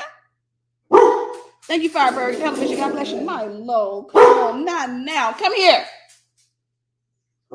The neighbors are outside. It's not that deep. Come here. Come here. Come on. Come here. All right. I gotta pet him for a little while to get him to calm down. I'm sorry, y'all. I'm so sorry. Yeah, it's just all right. But now you feel the need to tell her, and you can't just tell her something light. You know, right? That one time at band camp, that girl was a whole freak. But that one time at band camp, you feel the need to say, because you're not. She just told you something about her, the Darkwoods of Louisiana, and a Catholic priest, and yeah, she just told you some crazy stuff. So now you feel like I can't tell her backseat of a Chevy. I can't tell her nothing, and that ain't happened to me, y'all. I'm just giving an example. I'm being funny, so don't nobody be like, "Oh, Sister T." No, but now you feel like I gotta match that. I gotta tell her something dirty, my low baby. I gotta tell her something deep, dark, and dirty that I did. So now you're gonna sit back and try to come up with something. You're like, okay, because you're trying to make her feel better. You're trying to make sure she doesn't feel shame, and you're trying to make her trust you. So I don't know if I can tell you this, but it's between me and you. It involves bleach, paper cuts, and a whole lot of swearing. It wasn't supposed to happen. Oh yeah, and thorns. Thorns. I still got marks on my leg from that. And yeah, it was supposed to be. Thank you, Percy. God bless you. You know, so that's the thing. You are feeling the need. Again, y'all, that's not my testimony, because I know some of y'all, like Sister Tiffany, we know you was living, and you, like you said, you was in the world. So no, that ain't my testimony. I wasn't in nobody's thorns and nothing like that, but I'm just being funny. But I'm just saying that to say, you're going to feel the need to share with them to the level in which they shared with you. And that's how Delilah gets you. So they use seduction, and then of course the bullet points are flattery. These are examples of seduction, or categories of seduction, if you may. Flattery, enticing words, which can fall into flattery. Sexual gestures, a false sense of security, sex, obviously. You know, they'll get you to uncover your secrets in the bedroom, or you feel the false sense of security when you lay next to them, or what have you. Charm, physical enticement. A lot of times they'll use the things that are on their bodies that are highlighted and celebrated by people. Because, you know, when it comes to beauty, a lot of times people have certain features that are highlighted and celebrated. It can be eyes. It could be a button nose. It could be plump lips. It could be firm breasts. It could be, so they use their physical attributes, the things that you guys celebrate the most. When I was in the world, when I was wrestling with that spirit, it was my stomach. You know, I used to have fun, and now I got to get it back. It's gone. It's gone. I got the stomach, but I just got some more with them. I got like 5 of them with it. But that's the thing. When I was in the world, I used to love to wear belly tops. That was my favorite thing. And if I wasn't wearing a belly top, if I saw a dude that I liked or what have you, I would play a little game. I'd pull up my shirt. Why was that? If you learn about demonology, that meant that was something there. You know, we call it a power in that particular area of the body. So I've seen women, like a woman who has what they call powers, you know, powers and principalities of power. And her lips, a lot of times she will highlight her lips. She will entice men with her lips. The Bible says, don't let her ensnare you with her eyelids. So a lot of times when you're dealing with Delilahs, a lot of times they have certain features, or they have certain things that can be relatively enticing. So you can get caught up looking at her lips. You're ensnared by her lips, and you know what ends up happening? You can't stop thinking about her lips. You can't stop thinking about kissing her lips. What it's gonna be like to kiss her lips? They must be soft. Oh, they're so plump. They're so juicy. But there are powers in those particular areas, which is why when we do deliverance, we can cast demons out of her lips.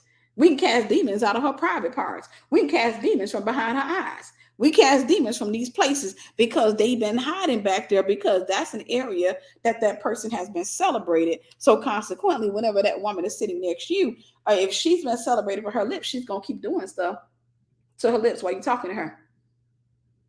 Mm-hmm. Mm-hmm. Or she going to put on lipstick to highlight her lips. I ain't going to do that. I was about to be funny with this Vaseline. I was about to lay it out. So thank you, Sister Davetta. God bless you, sis.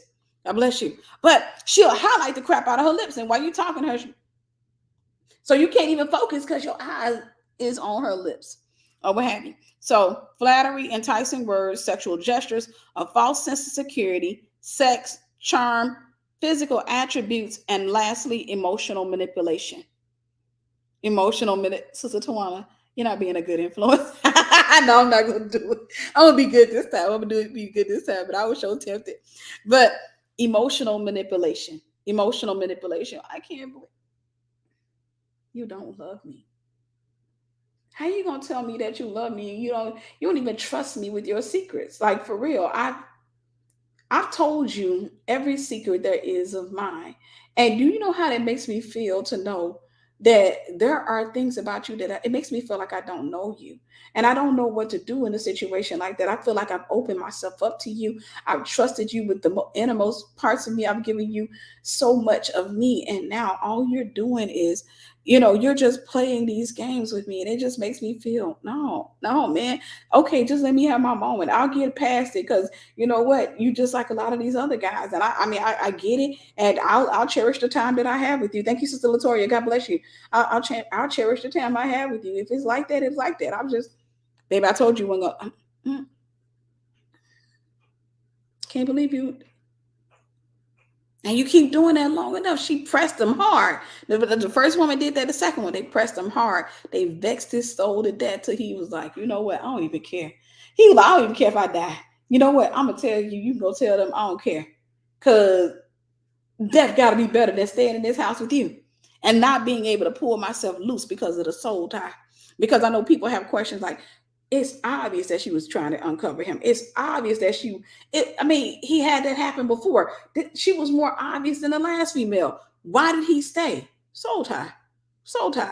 He was under the spell. He didn't want to let go, even though he knew what it was. And, most of us, we've been in relationships like that before. Let's just be real.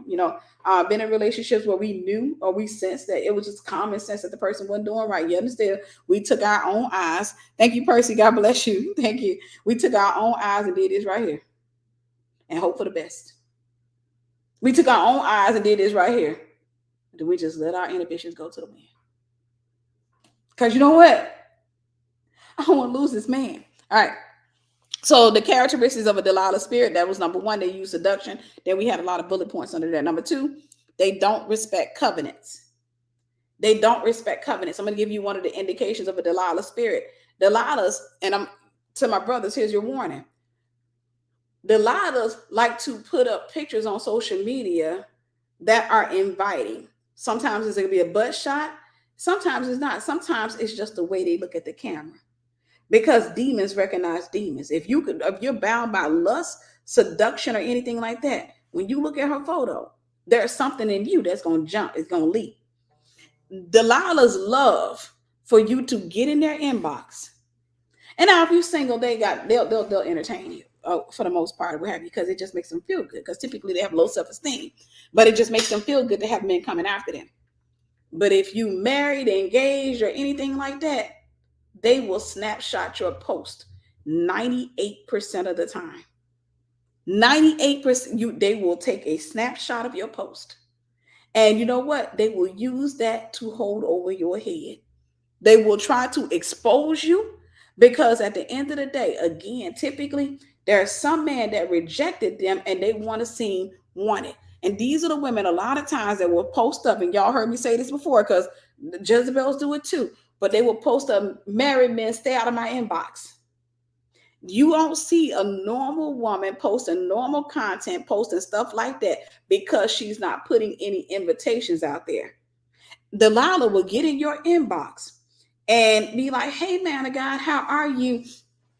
Just wanted to say, I saw you Friday, but there was a girl standing next to you, and Or they'll say, I saw you Friday, you ran a belt, and that belt is really cute. I want to get one for my brother. Where'd you get that belt from? They don't want that belt. They're trying to open up the lines of communication between you and them. When you open up the lines, they'll say, thank you so much, handsome, or they'll say something to get you to flirt. If you're in a relationship or anything, they will highlight what they will snapshot your response. They will snapshot your response. They be like, marry me. And then they'll say, hey, I don't do married men. Now they'll flirt with you. Then when you flirt back, they'll be like, oh, married men, stay out of my inbox. Then they'll be like, if you keep it up, I'm gonna post, and they'll hold on to that for collateral in case they want to blackmail you. In case they want to blackmail you. Number two, they don't respect covenants. They don't care whether you're married or not. They will destroy your relationship with a whole wife or a whole husband to save their relationship with somebody that they're not even married to, or they may be married to, that does not respect them. They will go and flirt, and we talked about this earlier. They will go flirt with a whole married man and then take a snapshot of the stuff that he said, all because Tyrone rejected him, or is in a process of rejecting him, and they want to make Tyrone jealous. They will destroy your marriage to fix that crazy crap, that toxic mess they got going on with Tyrone. They will take your stuff because they want to show you, especially if you're a high-ranking man, you got any type of money, you got any powerful job, anything going for yourself. The more you got going, the more of a target you are for Delilah. The more you got going, if you got a good job, you got any type of, if you got a title in ministry, the more you got going, the more you're going to be a target for Delilah. Number three, they are destiny stealers. They like to steal the destinies of prophets and prophetic people. This is the blinding factor. Their goal is to stop you on your tracks on a journey of this thing called life, and to turn you around, to pervert you, and to basically steal. So it's to distract you, to keep your eyes on them and not on your assignment. So that you're always sitting up there. They're always nagging. They're always whining. They're always complaining, or they're always seducing and flattering you. Your mind, your world becomes Delilah. Delilah takes over your world. She takes over your senses. She takes over everything in your life, or what have you. Even if it's by, hey, I'm going to the club. I'm going out tonight. I'm going out with my girls. It just becomes too much of her. So when she's out, you got to keep thinking, because you know what? Why she go out wearing them outfits? See, I talked to her about that before. Why she out there half naked or what have you? She's like, I'm going out with my girls. There's nothing wrong with what I got on. Come on now. Are you my daddy? Come on. I'm a grown woman. Oh, when I got out of my parents' house, I didn't think it was going to be like this. They are destiny stealers. Number four, they want you to themselves. They don't want you in your assignment. They don't want you to be a prophet to the nations, an apostle.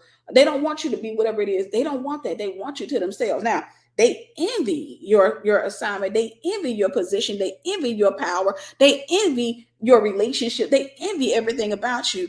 But if they were to get you, they want you to themselves. They don't want you going out the house. They don't want you going and being all that powerful. Crazy thing is, they are attracted to you mostly when you're in power, but they will always try to keep you to themselves, meaning they can see you. For example, let's say you go to a church, and let's say you're in ministry in that church or what have you. When you're dealing with a Delilah will get with you, date you, marry you, and then start whining about you going to church all the time. You at that church again. No, I'm just saying, I don't mind. I mean, come on. I don't mind you going to church, but I just feel like it's always church. Like, when do I get time? You got to go to work. You got to go to church. When do I get time? When? What is it about me? It's almost like, you know what? It's got to be somebody at the church. It's got to be somebody there, because it makes no sense for you to have a woman at home. Do you know? I put on this. I had candles lit and everything. And next thing you know, I'm thinking you gonna come home, and you call me talking about some. You know what? You talking about? Do I want to go to church? No, I've been at home waiting on you. I done sat here, bought this outfit, bought this teddy, got the candles lit, ran some warm bath water, and sitting up there waiting on you to walk through the door so that I can sit. So that, but no, you talking about some. Hey, call me talking about some. Hey, we got to go to church tonight. And I told you I don't want to go, and you like, all right, I'm gonna swing by the church because it's closer to my job. I had to blow out the candles and go to bed. They want you to themselves. They do not want you in your assignment. They do not want you doing the will of God. They want you to themselves. And whenever you give them, whenever they get you to themselves, thank you, Sister Tawana, God bless you. When they get you to themselves, the thing about it is they're going to start to pay attention to your weaknesses. They're going to pay attention to things about you. And you're going to always feel this need to keep them, like you're going to feel like I need to. See, it's crazy because they want you to, you'll be trying to work yourself where you don't have grace. You'll work yourself together where you don't have grace. They'll let you with a traditional job. They'll watch you do that traditional job where you don't have grace. They'll watch you work yourself to death, but they don't want you to move in your assignment. They don't want you to move in your assignment. They'll pop up, I'm pregnant. And then once they're pregnant, they're going to give you hell and they're going to call it pregnancy hormones. I didn't know pregnancy would be like this. Maybe it's not pregnancy hormone. I didn't know, but I just wanted you home with me, and you were. I just wanted you home with me. I feel like I'm at home by myself all the time. You don't ever want to be home with me. You done sat up here now. You'll get in the bed with me, obviously. They will vex you to death to the point where you won't even want to go to church. Because you know what? It's easier to just not go through the hell. It's easier to not just go through the hell. They are destiny stealers. Number 4 was they want you for themselves. They want you for themselves. They will pull you. If you got kids, they'll pull you away from your kids. Your kids are disrespectful. They want you to themselves. Number 5, nothing is sacred to them, not even your secrets. They'll tell their bestie and whoever will listen what you share with them. Nothing is sacred. See, the thing about it is, whenever you're married or whenever you're in a relationship, there are certain things that are sacred. I got ex-husbands that told me stuff that still I don't tell people because they told me that in confidentiality. Now, I was married twice, y'all. I said ex-husbands, it sounds like 8 times, but it's still wrong. It was back in my broken days. But anyhow, there are things I don't share because they shared that in confidentiality. So it doesn't give me the right, because we didn't work out, to come out and say, oh, let me tell you, y'all ain't gonna believe this about them. You've never heard me say it because that's something they shared with me in confidentiality. But whenever you're dealing with Delilah, there's nothing sacred to them. Nothing. There's nothing sacred. Whereas there should be some type of respect or reverence for what you say, because you have to realize a lot of times, for example, pillow talk, a lot of what a man shares with you is during pillow talk, which is when Delilah got the secret out of Samson. He was, there with her. She got him lay on her lap, all that. But it's during pillow talk. It's typically the time after sex, because during that time, the man has given away his virtue. He's weak. He's laid out of bed, probably about ready to go to sleep. He want to shut you up at any cost or what have you. Or sometimes he may be woke, but at the end of the day, he wants to be quiet. But a lot of and in that moment, he feels like he can trust you because you just shared yourselves with each other. He feels like I can trust you. He feels like this. So in that moment, he may open up and start telling you stuff. He may open up, and you can always tell when something is really sacred to a man, because it's something that he didn't tell you for a long time. It could be a year later and he hesitates. Maybe it's a question you ask, baby, I kind of feel like this. And he keep lying to you like, Then one day he's like, okay. That's sacred. It took you a year to get that. That's sacred. You can't then come and say, I'm going live. What's my edges look like?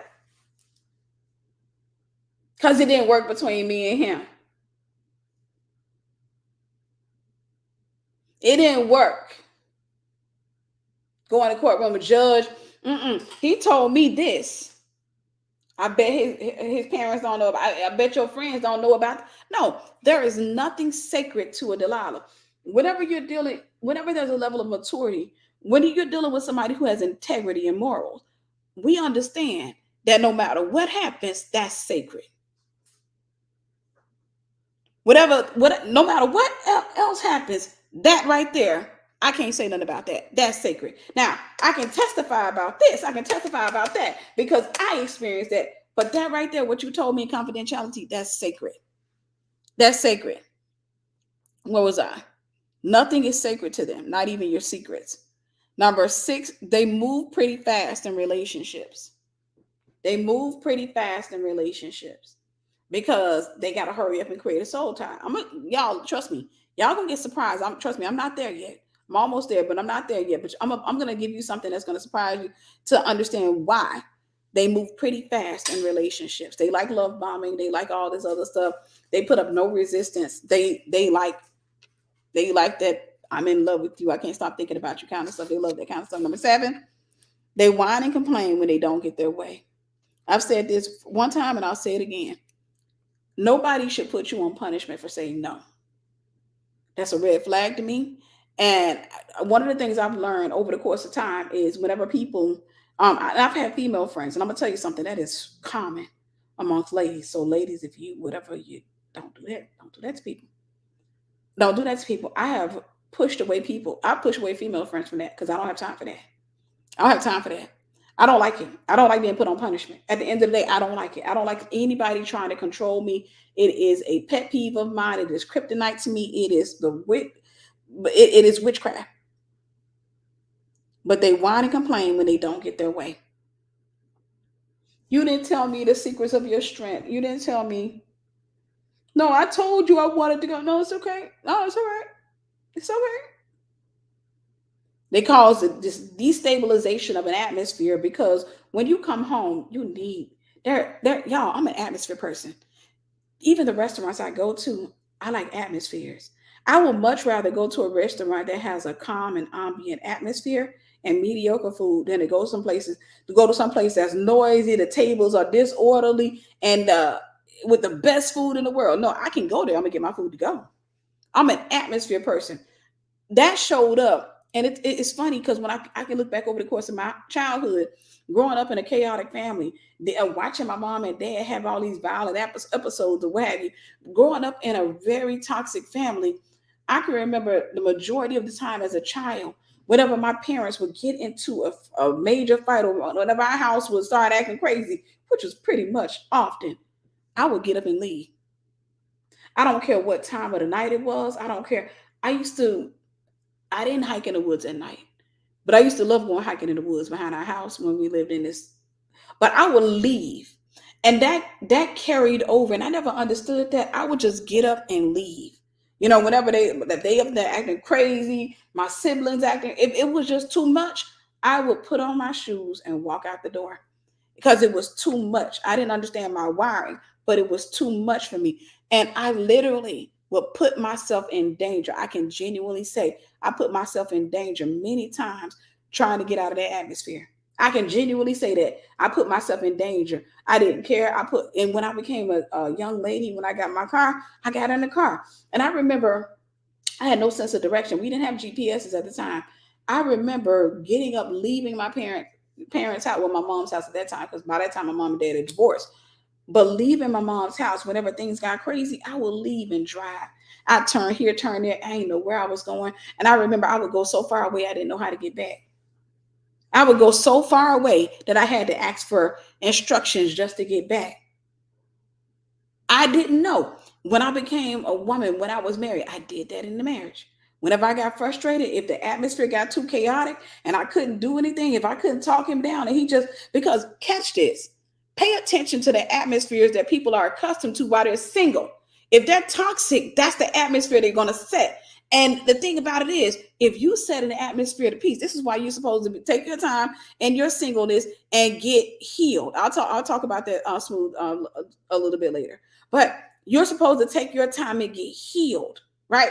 You're supposed to take your time and get healed. You're supposed to master a serene atmosphere, a peaceful atmosphere, a good atmosphere. You're supposed to master that and this is what helps you to understand the difference. Because if I go and I'm talking to a guy and every time I'm around him, he makes me uncomfortable, he fussy, he whiny, he insecure, he complaining, I can't do it because I know I wouldn't be able to live in the house with him.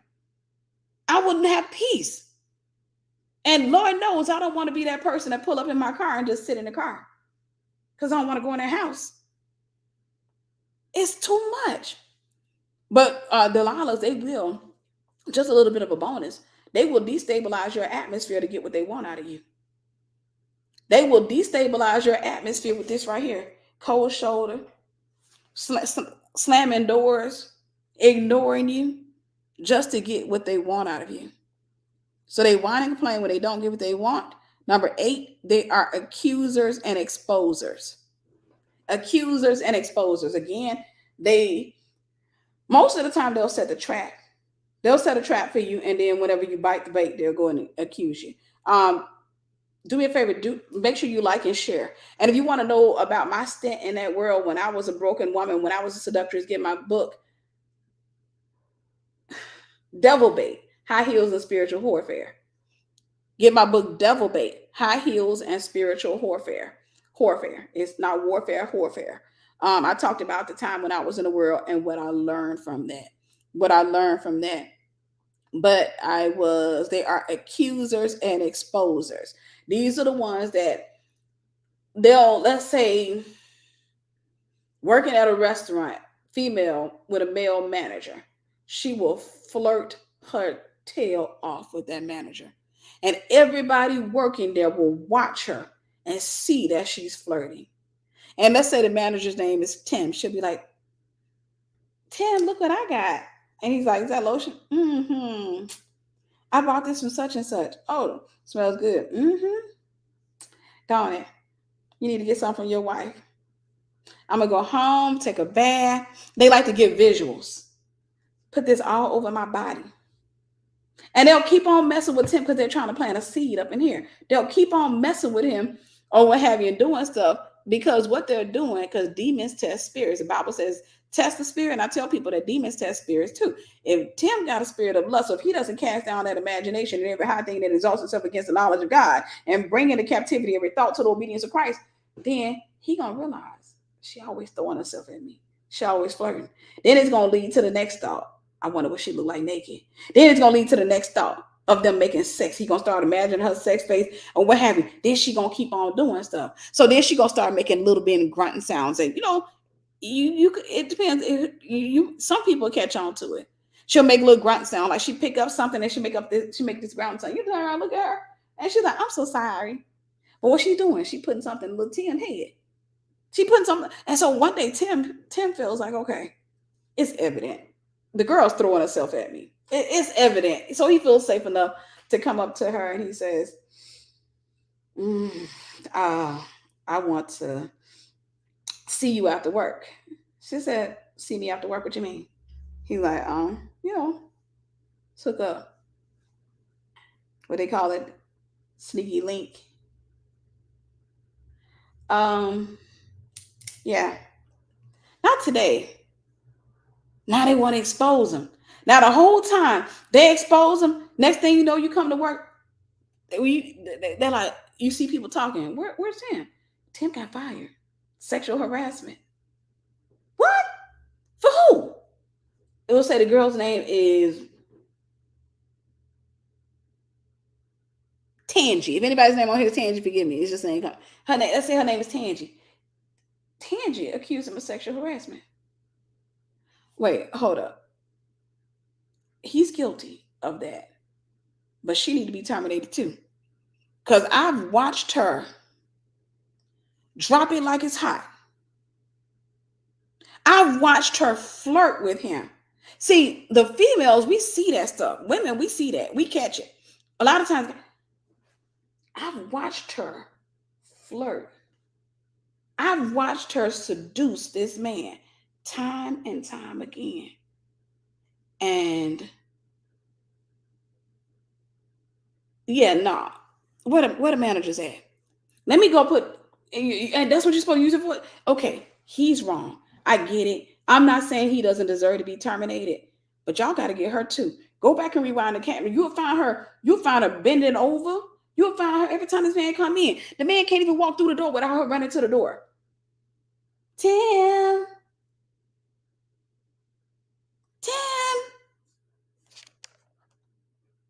She threw herself, and as soon as he bit, then she's like, because remember what the Bible says about Satan. He's the accuser of the brethren. He's the accuser of the brethren. All right. So they whine and complain when they don't get their way. They are accusers and exposers. Number 9, they are typically obsessed with themselves. You can put parentheses, selfish. They are typically obsessed with every time. These are the females that's hard to have friendships with because they cannot stop talking about themselves. Yeah, so it's like everywhere I go, people are jealous of me. And I'm like, I didn't ask for this face, right? I didn't ask for this. This was, and sometimes it feels like a curse, right? Girl, like she feels like I want her man. I don't want your man, sweetie. Your man wants me. Gosh, it's like, look, I go to the gym 5 days out of the week, and I even do toe curls to try to make sure my toes are looking good. And I don't get it. I don't get it. It's me. It's just it's just the only thing you can do is with them is you really can't talk. All you can do is listen. They will wear you out with that me, I, me, my, oh my. Girl, I gotta call you. I got something to tell you. And you gotta put time aside and just sit there and be like, you know what? Here she go. Hey girl, what's up? So remember that guy I told you about at my job? Yeah, what's the name? Jake? Yeah, Jake. So what happened with Jake?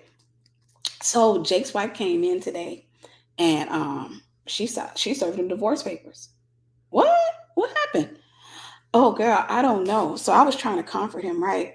And I was telling him, I was like, it's okay. You're gonna find somebody that's gonna love you and all of that. And girl, I tried to hug him, and yeah, he touched me. He did. Yeah, he touched me. They're accusers. They're accusers.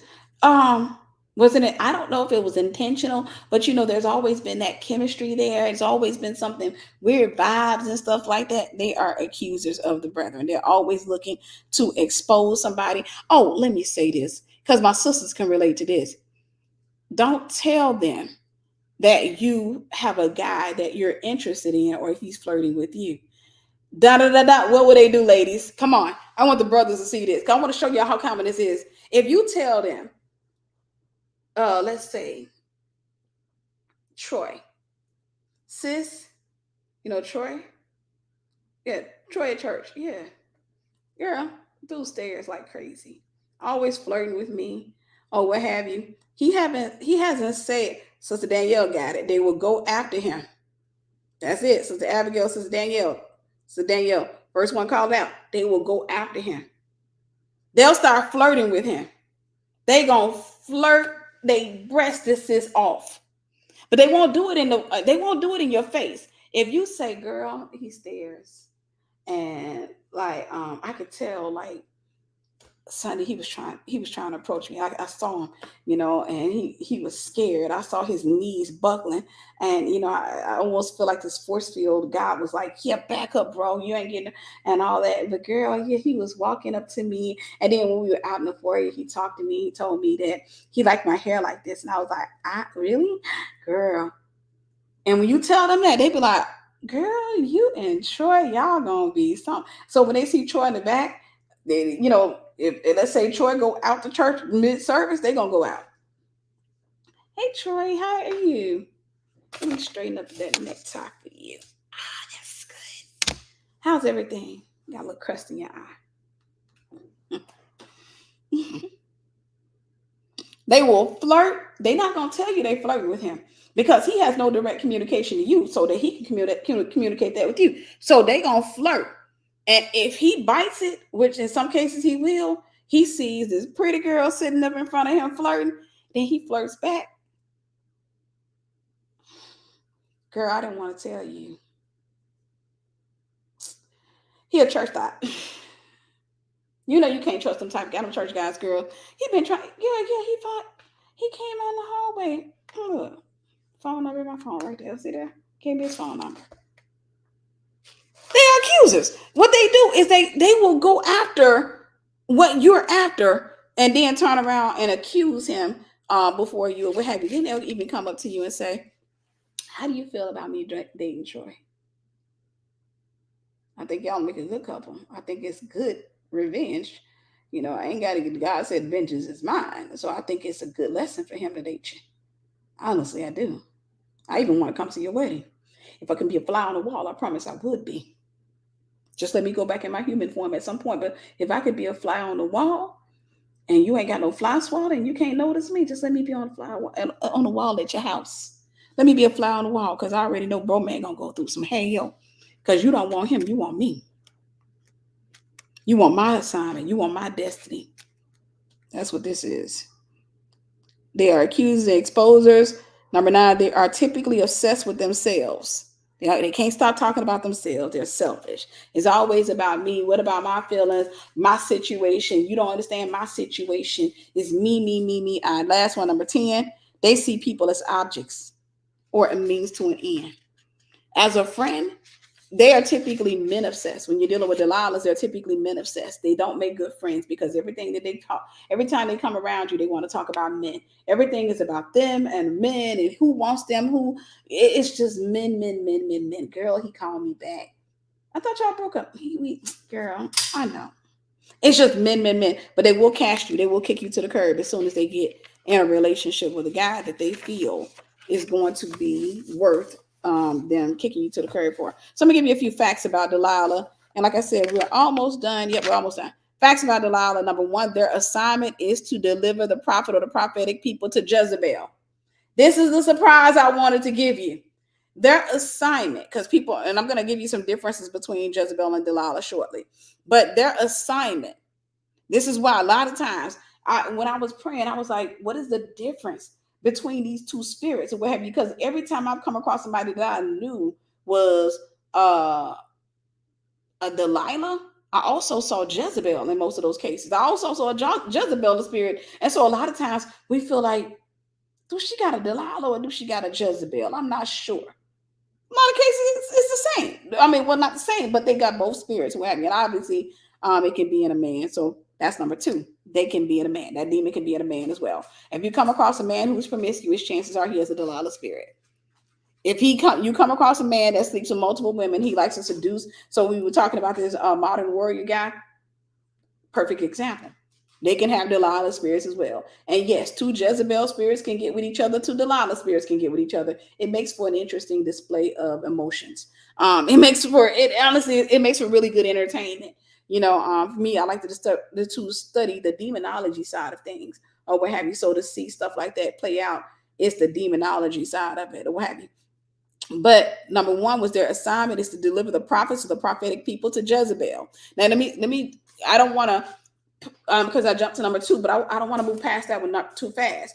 Their assignment is to deliver you to Jezebel because that was Delilah's assignment, was to deliver to the Philistines. The Philistines are an epitome or a representation of Jezebel. The goal of Delilah is to take I revealed this in my book, Devil Bait, High Heels and Spiritual Warfare. The goal is one fish catches you. A bigger fish catches that fish. Y'all got to catch that. So it's like this. If I was a seductress, another word for seductress is sorceress. All of those words are interconnected, meaning that would be this witchcraft. It's just different forms of witchcraft. If I was a seductress, if I was a low-level seductress, and I caught a man with flattery, charm, seduction, sex, all of that, and I had him locked in, where he's like, man, I can't stop thinking about this. All it means, witchcraft means he's high. That's all. He's under the influence. But it's just like alcohol. It's just like drugs. He's going to sober up. Over the course of that relationship, he's going to keep sobering up. So I got to keep trying to make him high, which is why I have to go to the sex store. I got to buy stuff. I got to buy some, because you know what? It's going to kind of I got to buy some acid or something. I got to do something, put acid on him. World and some freaky stuff. I got to do something to him to keep him high. But over the course of time, I'm going to run out. But if I was a seductress, I would be a low-level witch. Satan, you got to understand the word seduce means to lead astray. Satan's goal is to consume him.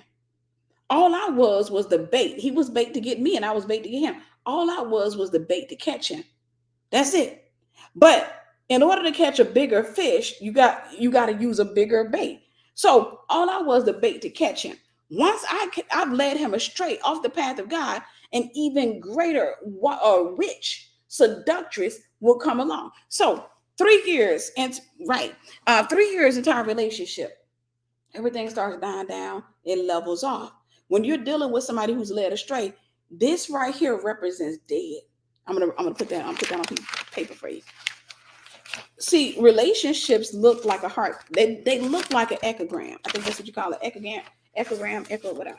Y'all know what I mean. That's what relationships look like. It's dee. You got highs, you got lows, you got stable places. High, lows, stable places. That's what most relationships look like. But there are moments. I'm going to show you this. This is what a relationship looks like. A standard relationship looks like this.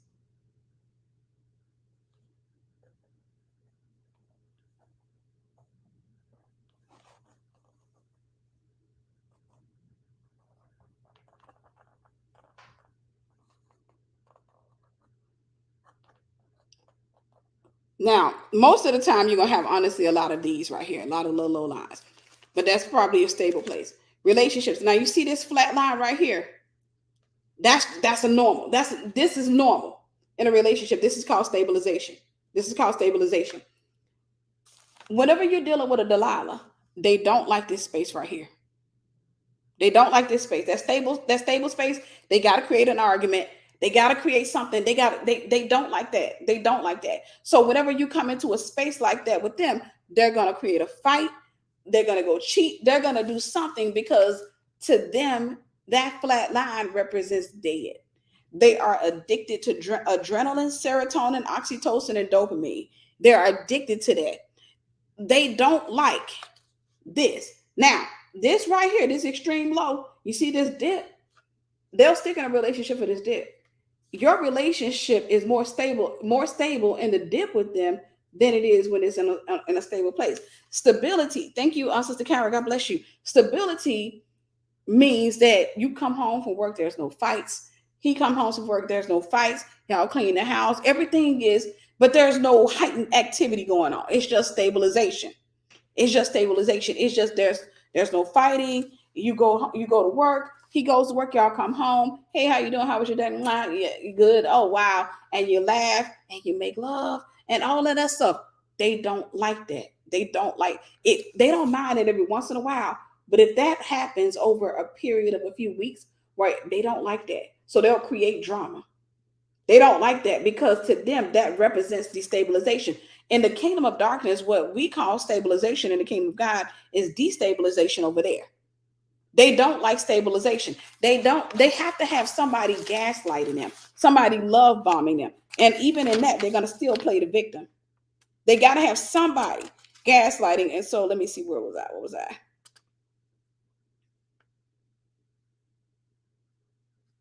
Their assignment is to deliver the prophets of the prophetic people to Jezebel.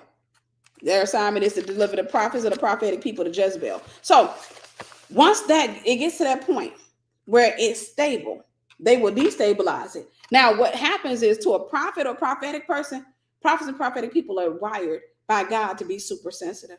You know, we had at service, this is one of the things, my church is full of creatives. And I love to see when God is moving and you see people praising God and casting out devils and stuff. What you're watching, because we're all instruments, you're watching the winds of God blow through all these instruments and you're seeing how they respond to the presence of God. But whenever you're dealing with Delilah messes with the strings in the wrong way. She plays a foul sound and she will make you frustrated. So whenever you're stable, they will take your stabilization away and they will take you down in the depths and what have you. And then they'll give you a high, then they'll give you a low and what have you. And that, over the course of time, that's too much for a prophet. It will break a prophet down. It will break a prophet it's too much for a prophet. Like it's what happened with Samson. It vexed him to death. It will break a prophet down, because a prophet or prophetic person needs a stable atmosphere, a calm atmosphere. They got to have peace in their atmosphere because they can feel everything. They feel everything. But she'll take that peace away, or he'll take that peace away until the prophet or the prophetic person gives in to their demands, and then they leave. Or the prophet or prophetic person at some point is going to leave. They're going to leave. At some point, they're going to say, I can't take this anymore. This is too much. I'm tired of coming home like this. I'm sitting in my car when I come home. I'm, just even coming to the house is vexing me. And so they won't come home or what have you. So eventually they'll leave. Once they leave, get this, they have not divorced that demon. They can divorce the woman or the man, whoever has the Delilah spirit, but they have not divorced the demon. See, the enemy will never put you together. This is what I had to learn. The enemy would never put two people together and allow them to stay together. Not unless he just really wants to pervert their destinies and he don't even see them as a threat. But the goal, if I'm a seductress, is to lure the man outside the will of God. Another female is going to come and lure him deeper. So 3 years into the relationship or however long into the relationship, he's bored. He's not accustomed to stabilization or what have you. Another female is going to come, or I take him to the house. Another female is going to come and she's going to say, hey, you good? Let me get that. You're silly. He go over to around her. She's going to seduce him, but she's going to have a place of peace. See, the enemy, I'm an instrument. And if I'm surrendering myself to the enemy will be playing me like an instrument. He'll be using my wiring against me. Thank you, Sister Claudia. God bless you, sis. He'll be using my wiring. So whenever he comes home to me, I'm sorry, my love. He comes home to me. I'm not giving him peace. He's a prophet or a prophetic person. It's too much. See, the enemy, y'all got to understand how the enemy works. But he go over to her house. Now, let's just say she's not acting like she want to have an affair with him. She's like, just come over here and watch the game. Get some stuff off your back because you be looking stressed out. Here, I made you a plate. He come to her house. Quietness. Now, she got a bigger witchcraft spirit, but he don't know that yet. Because every relationship starts off in the calm.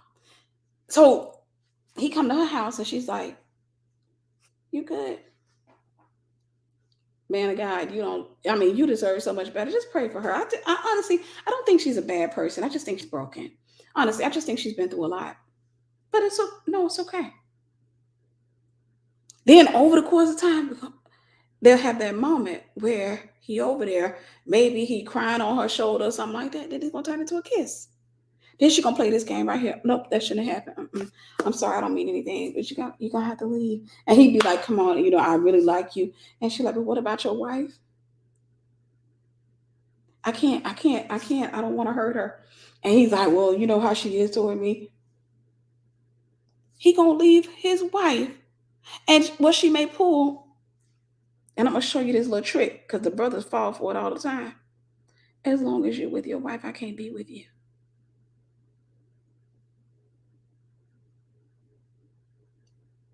I need the sisters to interpret that. Give me one sister that can interpret what that means. Give me one sister that can interpret that. One sister that can interpret that. There you go. Sister Danielle got it again. Leave her for me. See, I don't want to snatch you from her because I don't want to be accused of that, but I'm going to do it low key. I can't be with you as long as you're with your wife.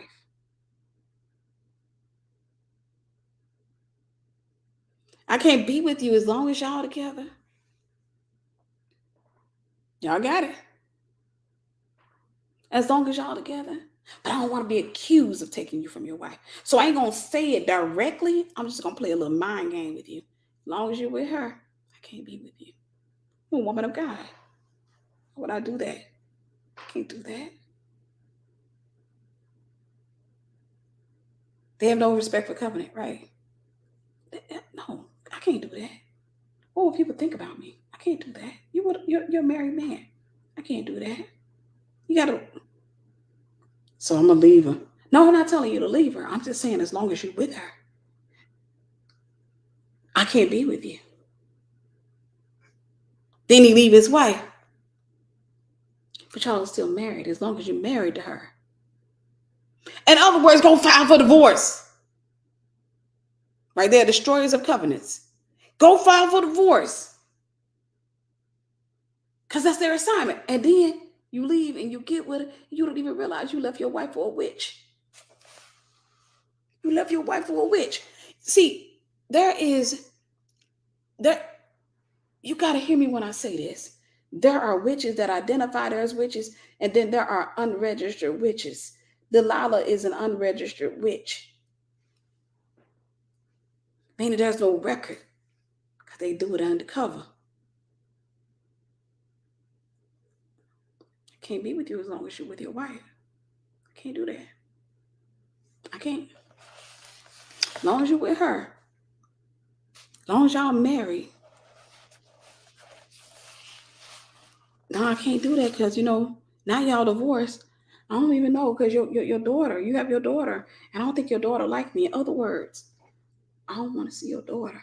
I don't want you to have a relationship with your daughter. It's low key. It's low key. Without having to tell you. They are, okay, where was I? Their assignment is to deliver the prophets of prophetic people to Jezebel. Again, the goal is to take you from one female, because Satan knows he's not going to allow it to work with this female. It's not going to work. Or, with that male, it's not going to work. You can get with that person. Satan knows it. It's just for that person, for another person to come along and take you, because it's to open you up for a familiar spirit. Because once that familiar spirit is in you, and that gets in, or your life, you get a covenant or a relationship with that familiar spirit. Now you're going to be attracted to other people who have that spirit. That's why you keep dating the same demon in a different person. So once she's no longer a part of your life, or he's no longer a part of your life, you're going to come in contact with somebody else you feel comfortable with. You don't know what you feel comfortable. The reason you feel comfortable with that person is because they have a spirit that you're familiar with. So now you're with a greater witch. And then even after that one, it's another witch. The whole time you're starting to get better. You're becoming distrusting. These women out here, or these men. Generalization, a great sign of trauma. So you don't understand that there's a right way to do a thing, and there's a right person out there, but because you went the wrong way, you're going to keep on dealing with that same demon. And so consequently, it's going to take you all the way down into your old age. And the goal is to destroy your name. Hey, Brother Andre, it is to destroy your name. They will destroy your name, your legacy. Your children hate you because you weren't part of their lives. You were so distracted by females all the course of your life. Children don't want to. It's to destroy your name off the face of this planet. It is to pervert your name. Pervert your name. Number 2, they can be men. That demon can be in men as well. Like I said, if you come across a man who is promiscuous, who likes to run through women, chances are he has a Delilah. Especially if he's lying to women and deceiving women, he has a Delilah spirit. Number 3, they are oftentimes relatively promiscuous. Thank you, Brother Andre. God bless you. Thank you. Yes, all as well. They are oftentimes relatively promiscuous. They can sleep with multiple people. And promiscuity is not always sleeping with multiple people, like getting out of one person's bed and get another person's bed. I used to think that when I was in the world. But no, promiscuity typically is you're in this relationship, it doesn't work. Then another relationship, it doesn't work. But you're sleeping with, your drawers come off. Anybody who doesn't render their own body as sacred is dangerous. You have to see, this is why relationship with God, you got to understand the sacred things. This is why God, when he started taking Moses on his journey to understand, he said, take off your shoes, for this is holy ground. You got to learn sacred things. And I can tell you, if you go into a church, you can find out who respects what is sacred. People who don't respect what is sacred, you can always tell. For example, in high moments of worship, they don't understand it. High moments of worship, everybody going into worship and stuff like that. And I'm not talking about babes, because babes are not going to necessarily understand. But I'm talking about people who are seasoned, but they've been in there for a while. And they'll be like, girl, you know what he said? You have to. How many times I have to do that? They don't understand or respect sacred things. They don't understand or respect things. They are oftentimes relatively promiscuous. Because, again, they don't respect their own body. They don't care about their body. Their body, it's been around so many times. See, what the enemy wanted you to do, one thing you have to understand, that you are sacred. And what the enemy, your body is sacred. It's supposed to be on the altar of God. What the enemy wants you to do is to give it away one time, and somebody hurt you, don't respect it, and you give it away again. And then you give it away again, and you give it away again, because it loses every time you do that, it becomes, and so now it becomes less and less sacred. And then now you start referring to your body parts, identifying yourself by your body parts, saying stuff like, he can get it. You know how broken you gotta be? Where you sit up there, you are so casual with your body. Casual. You are so casual with your body. There is nothing in you that tells you this is wrong. There should be some guilt that you feel whenever the person, you do something wrong, you get up, you're supposed to have that. Your body is sacred. Your body is sacred. But when you don't recognize how sacred your body is, you will freely give it away. You will freely give it away. You'll take your drawers off for anybody. You will sit up there and you know what? You may feel a little bit of guilt, but you'll do it again. Because it's not sacred to you. You don't recognize what's sacred. It's like, you think about the feast. I mean, the offerings that they had back then. Only the high priests were able to. And I think it was Uzziah that went up there. King Uzziah didn't respect the sacred things. Walked his tail up into the place, and he didn't. And what he did, he called leprosy. That's why some of y'all got STDs, because you don't respect what's sacred. This right here, while this stuff can't be trusted, it is sacred. You know what makes it sacred is when you sit back, right? Trauma does it, but you have to heal. But when you sit back and you take it off of the altar and you give it away, you take it off of the altar, it's supposed to be sacred. That means that you have to sit back and say, you know what? This body of mine, it belongs, Romans 12:1. Present your bodies as a living sacrifice. Sacrifice means I don't want to do it, but I'm giving it to God anyhow. Present your body as a living sacrifice. Living sacrifice. Living sacrifice. That means don't wait till you old and impotent and it don't work no more. And now you're talking about you abstinent. No, you impotent. Present your body as a living sacrifice. I mean, when you in your youth, that's what makes it such a great sacrifice. When you in the heat of your youth, and then you got all these people that are willing to give it up to you, beautiful people and powerful people that are willing to give it up, and you give yourself over to God instead. That's what makes it a sacrifice. That's what increases the value of the sacrifice. You're not giving a pigeon dove offering. When you wait till you're old, you're giving a pigeon dove offering. You wait till you old and now you feel it on women and it don't work no more. That's a pigeon dove offering. When you give God your body in the heat of your youth, when you're like, and they're young, fit men and women that are trying to get with you, and you present your body, that is an acceptable offering. That is something that God is saying, this is good because you gave me a young sheep without blemish.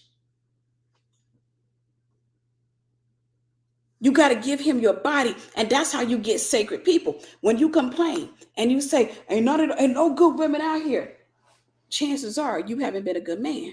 When you're a woman and you say, these men out here ain't no good because you ain't a good woman. See, you're going to always have a revelation of where you are. There are good men out there. You know how I know? Because I'm a good woman. So I'm not inundated with bad, whorish men. They can't last because the minute they talk about sex, they're a history lesson. I won't entertain them because this is sacred. This is sacred. They can't just have this. And I've told you guys this before. The word maiden means virgin. I have my dad's last name. Buckner is my dad's name. So honoring your father also means I'm not supposed to let a man have sex with me while I'm wearing my father's name. That's dishonoring my father. No man is supposed to be bouncing up and down on top of me while my name Buckner. No man can touch Tiffany Buckner. Y'all better catch that. Sisters, you better, if you're single, write it out. Write your name out. No man can touch no man can touch Tiffany Buckner. Not sexually. No man can touch Tiffany Buckner. No man can touch her. Thank you, Sister Cantata. God bless you. No man can touch Tiffany Buckner. No, he hasn't changed my name. He hasn't changed my name. So if his last name is Jacobs, I have to be Tiffany Jacobs before you can touch me. That's what makes it legal. He has to cover me with his name, cover me with his integrity. He has to pray about me. He has to want me. He has to make a covenant with God for me. Other than that, he can't touch me. And if he tries to touch me and I'm sacred, he's just like Uzziah that walked up into the temple. He had a spirit of Leviathan. The Bible said his heart was lifted up. If he tries to touch me when he's not supposed to touch me, then what I'm supposed to do is present my body as a living sacrifice to God, holy and acceptable, which is my reasonable service, which causes James 4:7 to come into play. Present yourselves to God and resist the devil, and he will flee from you. Bro, man gonna leave. And if he don't leave, I'll cast him out. See, deliverance ministry is not just casting out demons, it's casting out folks who got demons. No, you want to dishonor my father. So if you got a spirit of dishonor, that's not going to get delivered if I married you. That's not going to get delivered if I lay down with you. We're going to deal with dishonor in the marriage. Thank you, Sister Ashley. God bless you. We're going to deal with dishonor in the marriage. You will dishonor me. So you got to respect sacred things. Because if he doesn't respect God enough to not touch me when we're not married, he's not going to respect me enough to stay faithful. So now I got to worry. Thank you, Sister Victoria. God bless you. Now I got to worry over the course of the marriage. Every time some female pop up. Look, dude, I know what you did. Because this girl is acting crazy. I see this is a soul tie.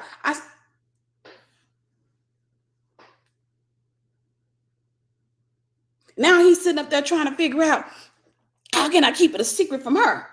Because the issue with thotting or adultery is idolatry first. It always starts with his relationship with God. If there's no fear of God, no reverence of God, if he don't put his body on the altar for God outside of marriage, he ain't gonna put his body on the altar in marriage. He ain't gonna do it in marriage. If he a thought outside of marriage, you're gonna be a thought in marriage. Y'all gotta stop thinking that coochie delivers men from promiscuity. It does not. Whatever you feed will grow, whatever you starve will die. That has nothing to do with him having a lack of sex. It has everything to do with him being a city without walls, no self-control. That's what that has. Because that's what that is. Because at the end of the day, when we get married, there's a demon that comes after married folks called the adulteress. And I'm gonna tell you something. A lot of times it's a witch. And sometimes they're beautiful and innocent and very soft-spoken.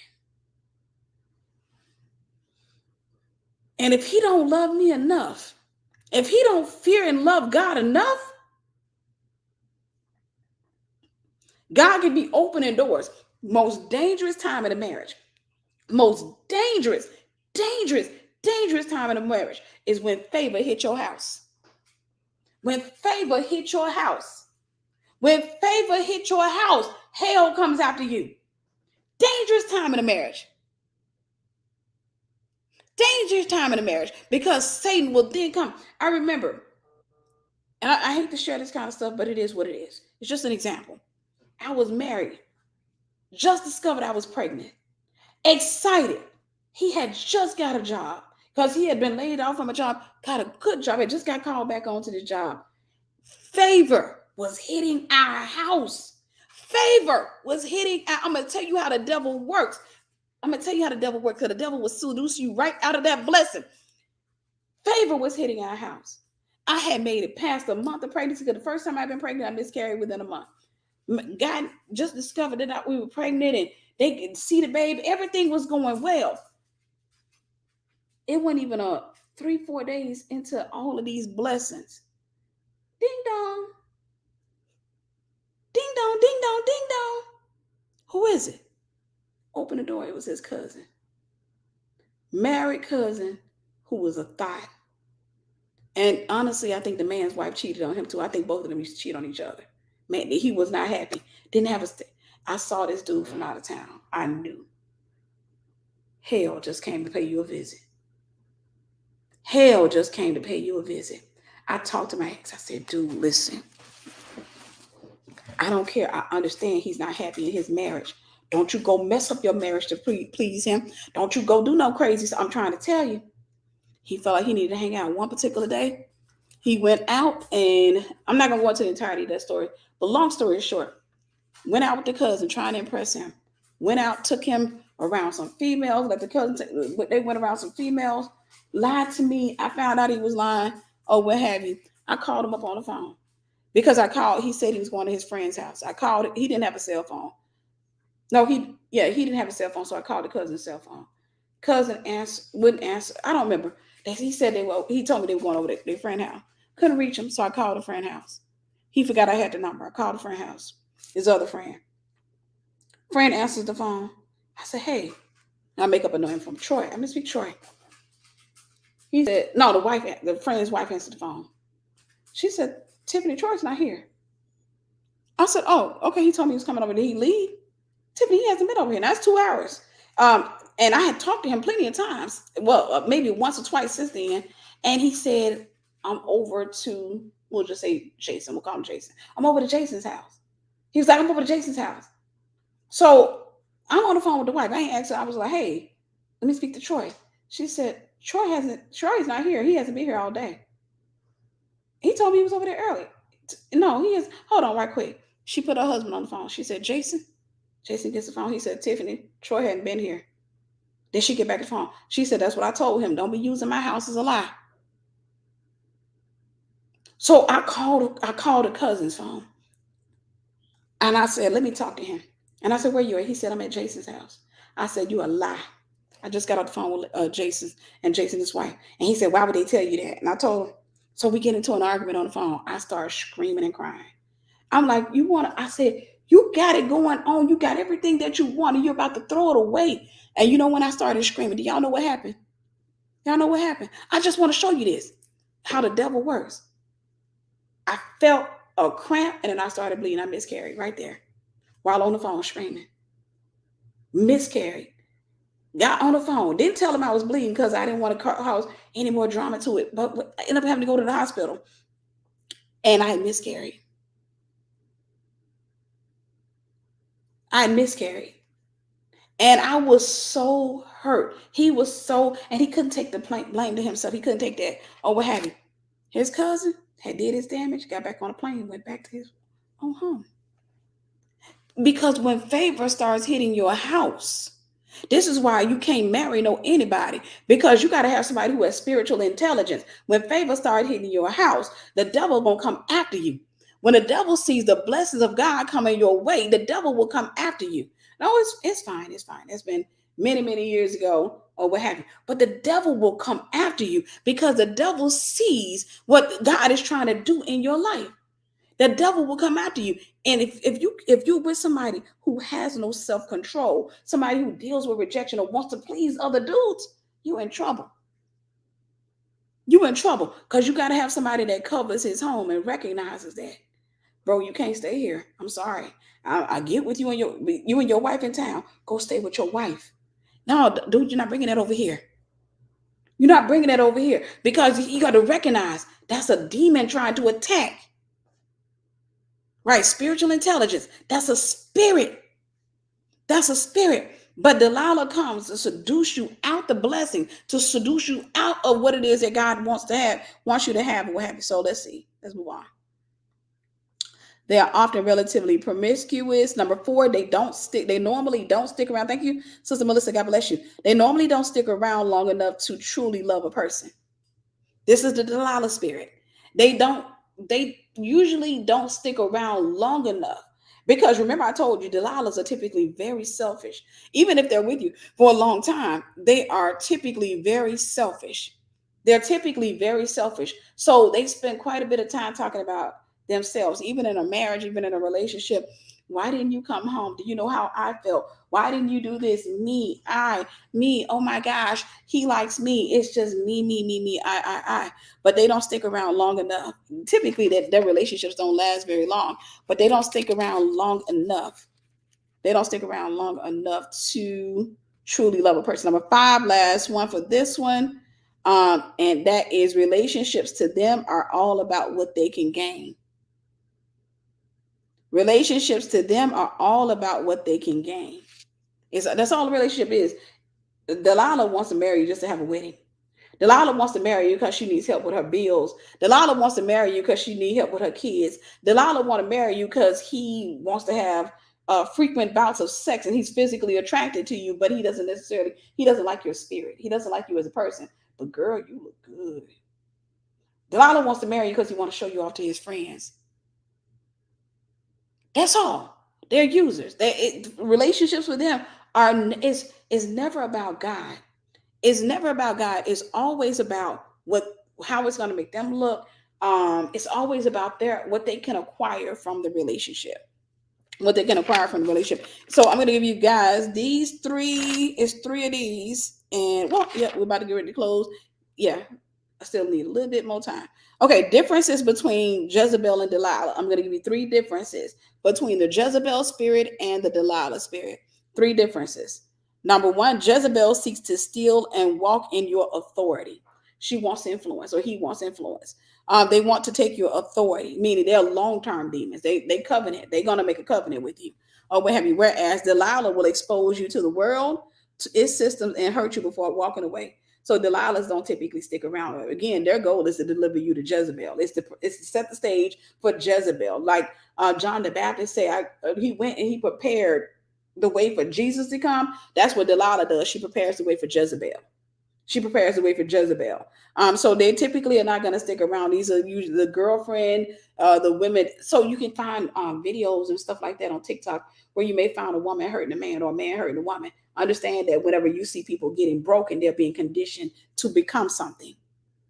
They're being conditioned to become something. When the enemy hurts you, it's to bring you into your parents' or your ancestors' the journey that they were on while they were broken, or it's to get you to come into agreement with the enemy, because the enemy has some plan for you in his life. He has some goal that he's trying to acquire with you. And so that's the thing. All these people that come into your life when you're not guarding your heart are designed to break you and to bring out what Satan sees as your potential.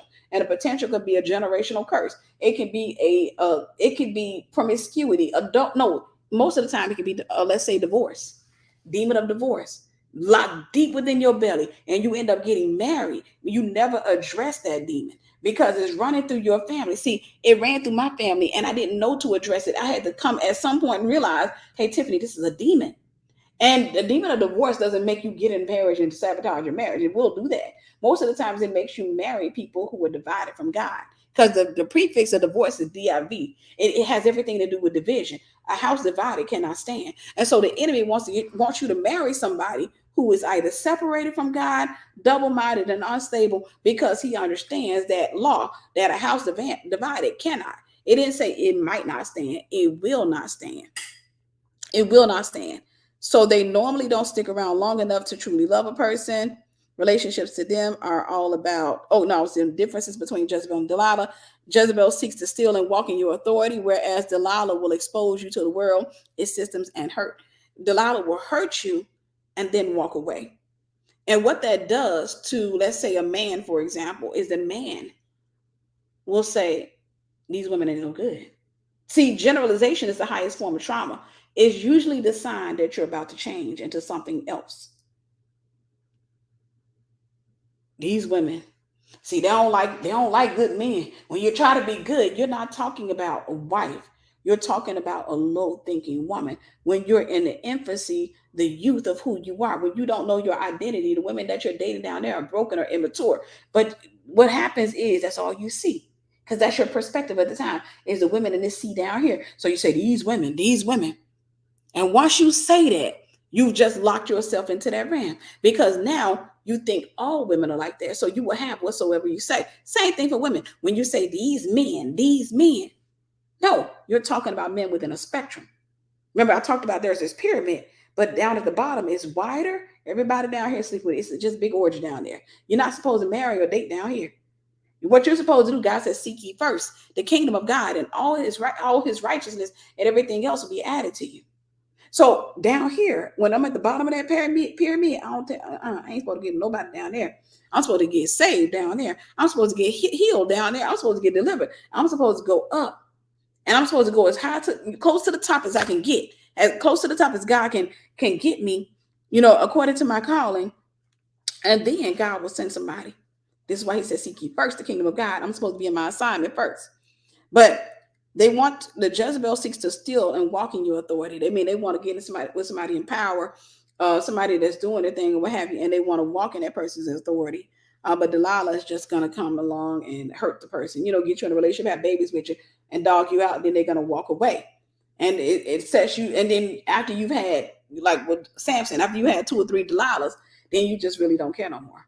You start seeing people as objects. See, what's happening is you becoming a Delilah. Remember, whatever hurts you, you become. You start becoming a Delilah. So you start seeing people as objects. That's where generalization comes in. All these people, all these women just like that, all these men just like that. So now you start seeing, so it doesn't bother you to sleep with somebody and walk away. It doesn't bother you because now you've lost the sacredness, or you've lost the respect or the reverence of your body. You don't see yourself as sacred anymore. So now you go out here and you're sleeping. Do me a favor, y'all. Get this guy, moderators, get this clown off of here. We ain't got time for him. Y'all, you'll see this. Yeah, I'm not gonna even mention, I'm not even giving him credit. Just block him. But matter of fact, I got it. It's designed, these demons designed to distract. Okay. It's to, what was I? To steal and walk in your authority, whereas Delilah will expose you to the world. It's to break you. It's to break you. And then to get you to start making these agreements and covenants and start saying, you know what? These men. And once you start doing that, you get locked in this realm. And once you get locked in this realm, you keep on going and repeat. You keep dating the same type of demon in a different man. And it confirms what you believe. And now you're stuck in this cycle for the rest of your life, unless you go ahead and allow God to heal you. That means that you got to take time off from dating. That means you got to put God first. That means you got to go through a process. You got to go through healing, deliverance. You can go through therapy. Yes, you can be unbroken. You got to go through a process. Most people are not willing to go through that process.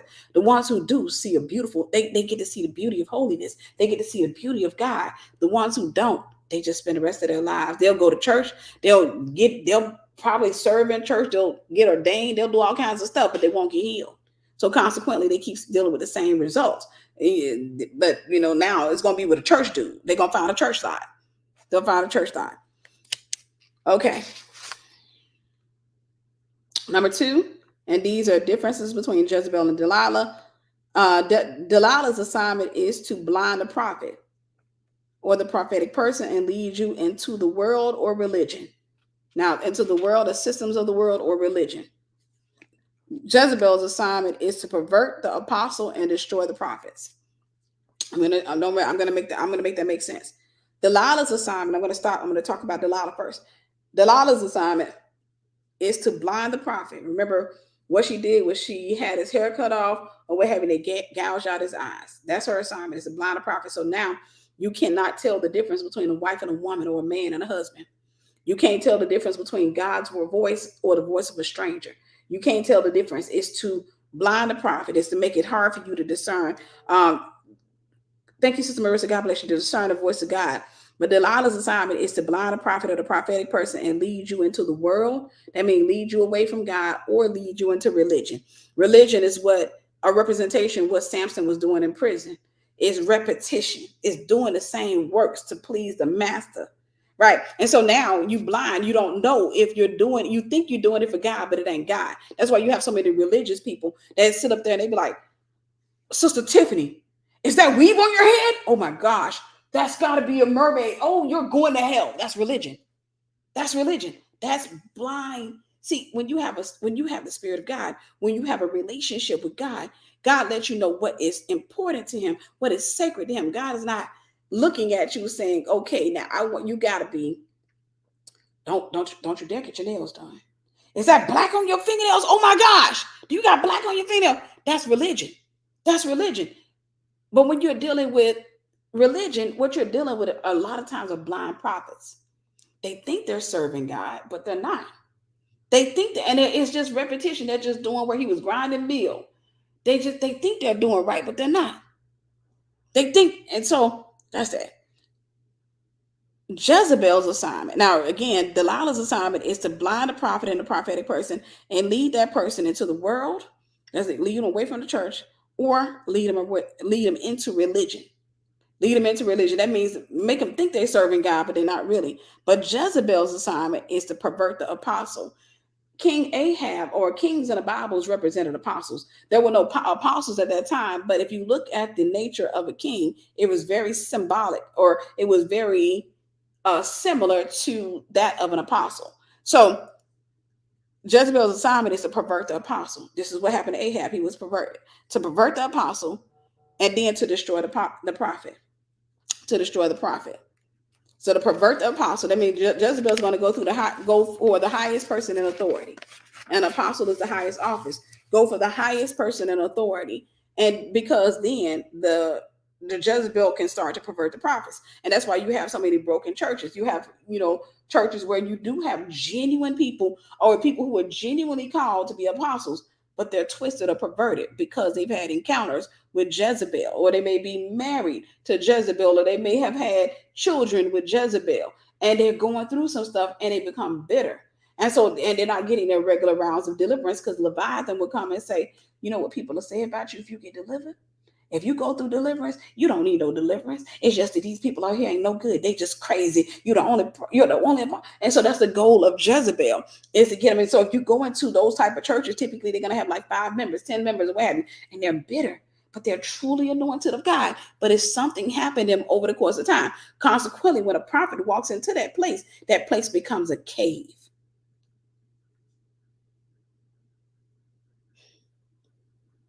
That place becomes a prison. It becomes a grave for the prophets. They'd be like Obadiah, holding them in a cave. Holding them in a cave. And now the prophet can't prophesy. The prophet can't do nothing because of religion. Because of religion. The prophet can't go be a prophet. The prophet got to sit up in there and say, because they're in a place that's dark, because they're in a place that's ungodly, because they're in a place where God is not, because the leader, that leader was arrested by Jezebel. That's why a lot of you, see, y'all want to get in a relationship first, then you want to get into your ministerial assignment. Oh, baby, I'm going to tell you right now, you playing with fire with that. See, when you sit up there and you seek first the kingdom of God and his righteousness, and you get into your assignment, it makes it harder for Jezebel and Delilah to access you. Because then you come to realize that the devil has a contract, or he has something out on your life. I completely understand that Satan wants to take me out of here. I'm a threat to his kingdom. I cast out demons. He want to destroy my name. He want to kill me. And when I didn't know it, you know what? When I didn't know who I was, I had been married 2 times. Broken men, because I was a broken, anointed woman. And I'm sure they were anointed too. Broken. What was the enemy trying to do? Discredit me? Break me? He caught me in the infancy of my assignment, before I even knew who I was. Dealing with generational curses. Being bound by the sound of a biological clock.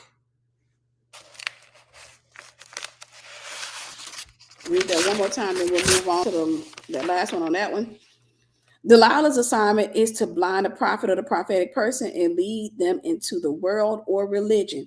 Jezebel's assignment is to pervert the apostle.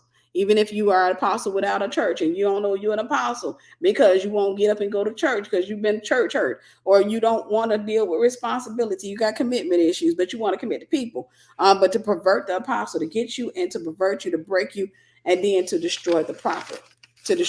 Okay, number 3. Delilah wants money and fame. Jezebel wants power and influence. Delilah don't really care about power and influence. I mean, you can give it to her, but Delilah's typically, they want it to an extent. But remember, some people can have a Delilah and a Jezebel. But for the most part, Delilah don't care about that. Delilah don't care about that. Jezebel does. Jezebel wants power and influence. Delilah wants money, and Delilah wants money and fame. She wants to be seen. She wants the Philistines to praise her. She wants everybody to acknowledge her beauty. They're very entitled people. They will sit back and say, The world is my oyster. Why? I deserve this. Why? What do you mean, why? Why? I'm a child of the Most High God. That don't entitle you. God gives you an inheritance because of His grace. It's not from your works. It ain't because you cute. It ain't because they think that just because I'm adorable, I'm supposed to be wealthy and famous. Y'all, I'm 44 years old. I've seen him since I was a young lady.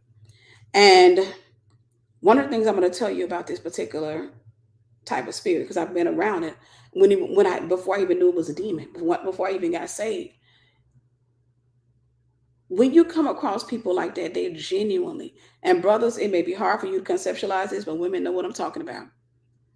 There are women out here who genuinely feel entitled to wealth just because they're pretty. They genuinely feel like, and these are the women that will destroy a relationship. They will destroy a marriage if they feel like your wife is not pretty enough for you. How'd she get him? I look better than her. How many women? Okay, just interactive women, ladies. How many of you have had a friend or heard somebody say, "I look better than her"? By a show of hands, because I want to show this to the guys. Women will sit there and say, "I look better than her." How'd she get him? I look better than her.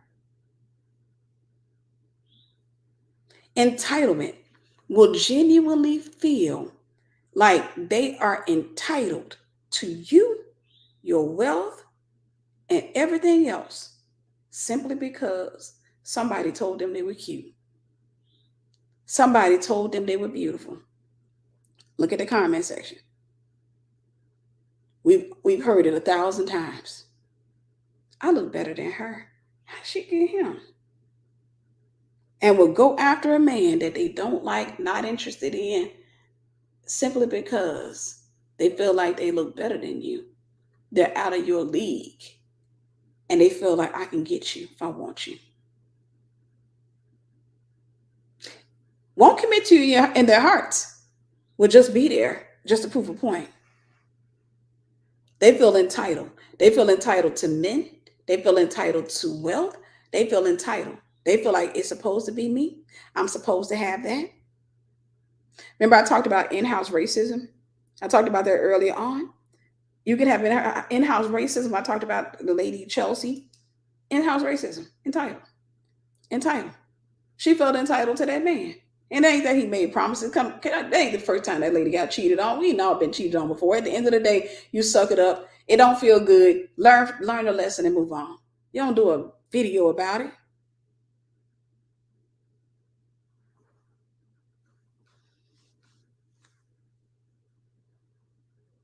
Amen. All right. So last thing. 3 types of Delilahs, and then I'm gonna let y'all go. I'm gonna move pretty fast through these, so keep up. 3 types of Delilahs. Number 1, the no strings attached Delilah. 3 types of Delilahs. The no strings attached Delilah. Oh yeah, you can have guys that have it and they will feel entitled. Also, Candy, definitely. They'll feel entitled. They feel like I got muscles. I got this going on. You supposed to give it up. You supposed to do that. Because you have guys that feel entitled. Delilahs. They feel entitled to a woman's body just because they're men. They feel entitled. They feel entitled. And you have to humble them. Bro, you ain't getting nothing. You hear me? There ain't nobody going to be bouncing up on top of Tiffany Buckner. Tiffany Buckner ain't going to get none. Ever. You hear me? Unless there's another Tiffany Buckner somewhere, or what have she do what she do. But this Tiffany Buckner, nobody gonna bounce on the top of her. Nobody. My name gonna be Tiffany something. My name gonna be Tiffany something. Gonna be the man that God approves. I ain't that silly little girl no more. Number 1, these are 3 types of Delilahs, the no strings attached. This is the prostitute. This is symbolic of the prostitute that Samson came in contact with. This is the prostitute. This is the female. And when I was in the world, y'all, I think about it. I was thinking about that earlier. Before I went to church, I was thinking about this message. I want to preach this message. And I was thinking about some of the women I've come in contact with, the ones that used to shock me when I was in the world. The most shocking one was the one that can look at a man and say, I just want to hit it one time. I've had friends that said that. I have never understood that.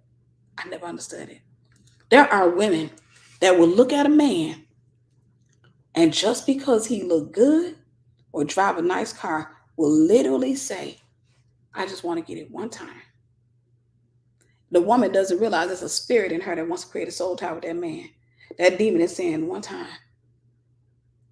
Connect with him one time. I remember being in a car with a girl, and every female that I've ever heard say that was unusually beautiful. I'm talking about incredibly beautiful. Incredibly beautiful. Remember sitting in the car with a girl, and she driving and we talking, and she was talking about something. She said, I just want to get it one time. I just one time. He got all the muscles. And I said, so you want to give it up because he got muscles? Lost the value of her own body. Most of us know people like that. Yep. We know people like that. They be like, one time. Now, when a woman says that, typically they don't want it one time. They're just saying it because they're used to dudes getting with them and doing them dirty. They're used to guys hitting it. So that's just their way of trying to explain away why the relationship didn't last. That's because they don't believe that the man is going to commit to them. So they just go ahead and make it in their mind. They just say one time. Number two, and don't think religious. Don't think religious. These are 3 types of Delilahs. The called. The called. Now, you can think about in the Bible, going back to Samson. We're just using Samson as the model here. But when you think about that, the first wife, the woman from Timnah, the one he lived in Timnah with, that first wife, he pursued her. She did not pursue him. That's what happened. There are men that pursue Delilahs, and we see it all the time. You can see it in the church and outside the church. You can see a church guy. You can see a Delilah in church, and you can look at a dude, and he be like, and you're like, oh, silly child. He's still a babe in Christ, or he's broken, perverted, twisted, double-minded, whatever. But the called. This is the one that the guy goes after. Now, Delilah may do things to get his attention, but that's the one that Delilah goes off in the last one.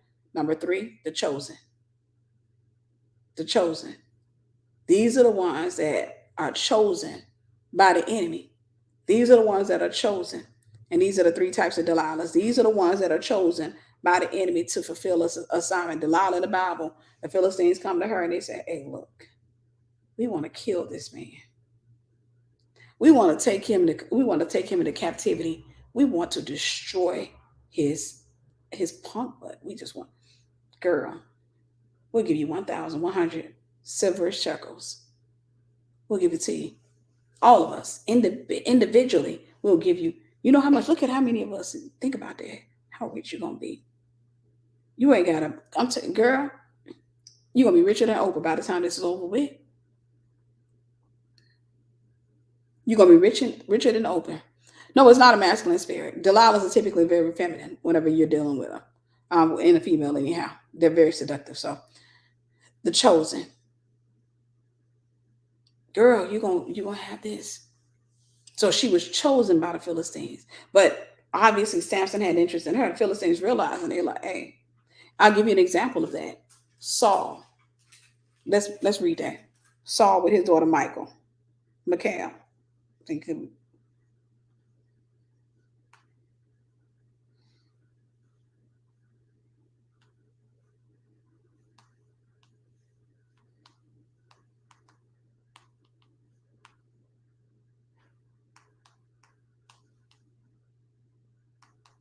A second. 1 Samuel 18:20. We will go English Standard Version. Okay.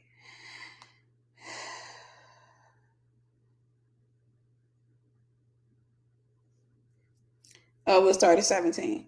Then Saul said to daughter, let's see. We'll start at 17. 1 Samuel 18:17. Then Saul said to David, here is my elder daughter Merab. I will give her to you for a wife. Only be valiant for me and fight the Lord's battles.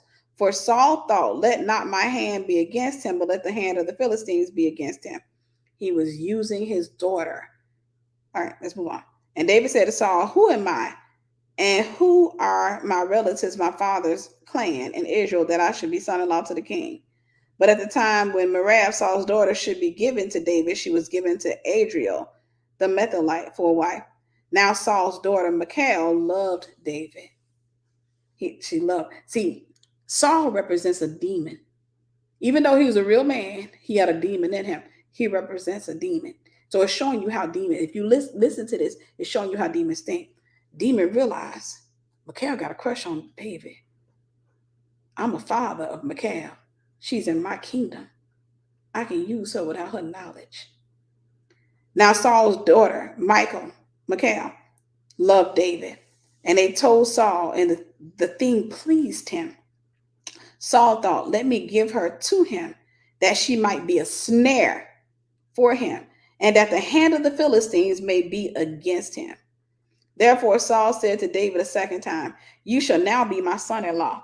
And Saul commanded his servants, speak to David in private and say, behold, the king has delight in you, and all his servants love you. Now, then become the king's son-in-law. And Saul's servants spoke those words in the ears of David. And David said, does it seem to you a little thing to become the king's son-in-law, since I am a poor man and have no reputation?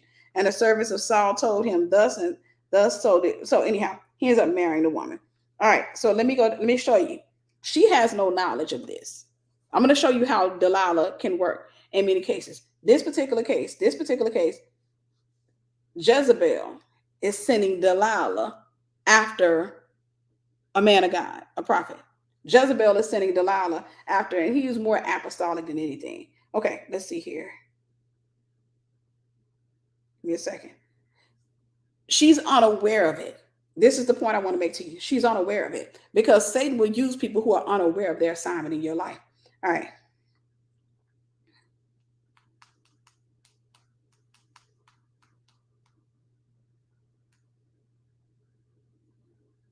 Okay. Samuel 6. This is where she's manifesting. This is where her assignment begins to manifest itself, because the devil knows I just got to bring that person around you. We're going to go to 2 Samuel 6:16, English Standard Version again, and we're going to get ready to go.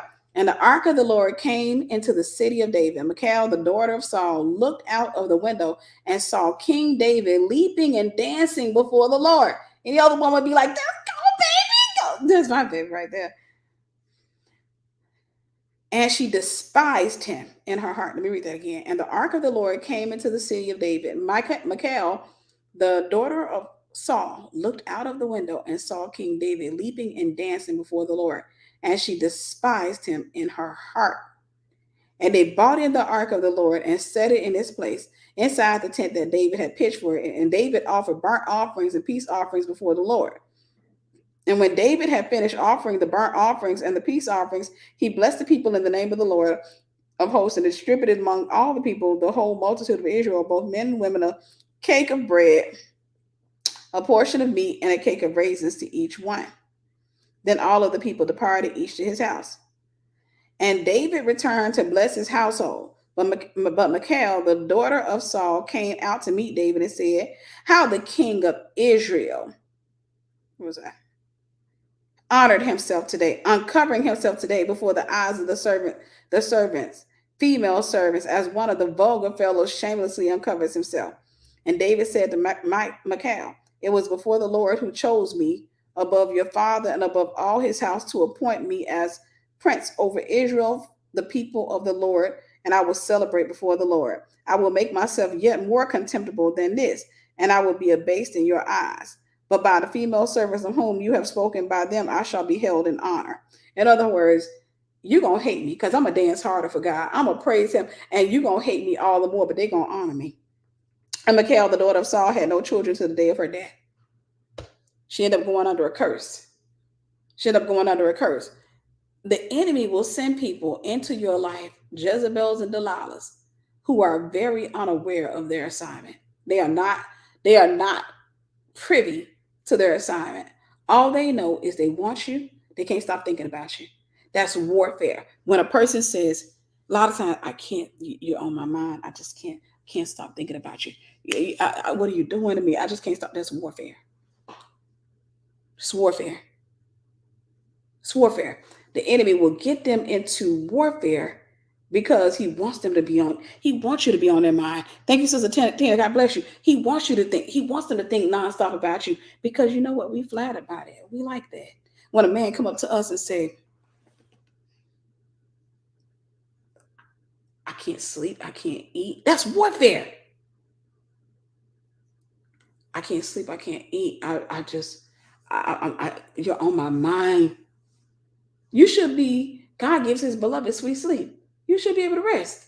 It's okay to entertain thoughts of a person. It's okay to start developing feelings for a person to even, because love is not a feeling. Got to understand that. The feelings are not love. But it's okay to develop feelings as love starts to develop itself or love starts to form. As love starts to form, you can feel the feelings. You can feel the evidence. It's okay. But at no point should you be losing sleep. At no point, and I get it, sometimes we like to stay up and play with our own brains. You know, like, oh my gosh, I can't wait till he did this today. Oh my gosh, I can't. That's fine. But no point should you be like, I can't sleep, I can't eat. Thank you, Sister Sherry. God bless you. So Tina, I don't know if I shouted you out. Thank you, sis. I can't sleep. I can't stop thinking about you. And that same dude, at some point, will shock the crap out of you. So wait, hold up. We got 4 kids. 4. We've been married 18 years. You're gonna walk away from all that? I can't do this no more. What happened to you? Can stop thinking about me? Because the thing about it is, if it's not done for God, it's not gonna last. Only what we build for God, only what we do for God will last. And a lot of times people don't understand. God said, before you build a thing, count the cost. See, y'all don't count the cost. Would you think marriage is going to be just endless humping? Thank you, Sister Kenyatta. God bless you. Like Red Lobster, endless cheddar bay biscuits? You think it's going to be endless humping and tickles and laughter and going out to eat and y'all? No. There are moments in marriage, it's just flatline. It ain't dead. It's stable. There are moments in marriage where there are no arguments. But that'd be the low part. There are no arguments, no fights. There's no new activity. He go to work, he come home. He go to work, he come home. Ain't nothing new going on. And if you're not a stable person, if you didn't stabilize yourself in your single season, that's gonna look like instability to you. It's gonna look like instability. It's gonna feel like instability, and you know what? You're gonna treat it like instability. So you're gonna start a fight. Either that, you're gonna go to the store and you're gonna be like, "What can I stick my husband with? I wonder if this can fit." Does fit? It's gonna be a fight. Okay, we gotta have a talk. Why does this? Okay.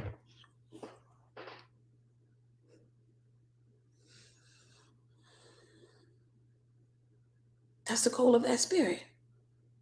That spirit's design is to lead the prophets and the prophetic people astray. And also to recalibrate your taste bud to a man or even to a woman, but to a man, is to recalibrate your taste bud so that you cannot stand the taste of a wife. You can only stand the taste of a whore. You get in a relationship with a wife, oh, that's boring. You know, a stable woman, that's boring. She ain't fighting you. She ain't arguing with you. She's stable. She happy. She cooking. She hanging out. She building wealth. That's boring. Then you come across Miss Toxic with her tickle bitties on display. See, the enemy wants to recalibrate you, so that's what you have a taste for is Delilah. But Delilah's assignment is to pave the way for Jezebel. So now you're your wife, but then you go over there and start messing with another female. It's exciting, and you don't understand why. It's a familiar spirit. You don't understand why it's exciting. And she sit up there, she like, I gotta take off this wig. For what I'm about to do to you, I'm about to take off this wig. So it's like exciting over there. It's because she's messing with your flesh, your dopamine, your serotonin. She's messing with all of that sensuality. That's all. So she's giving it to your flesh.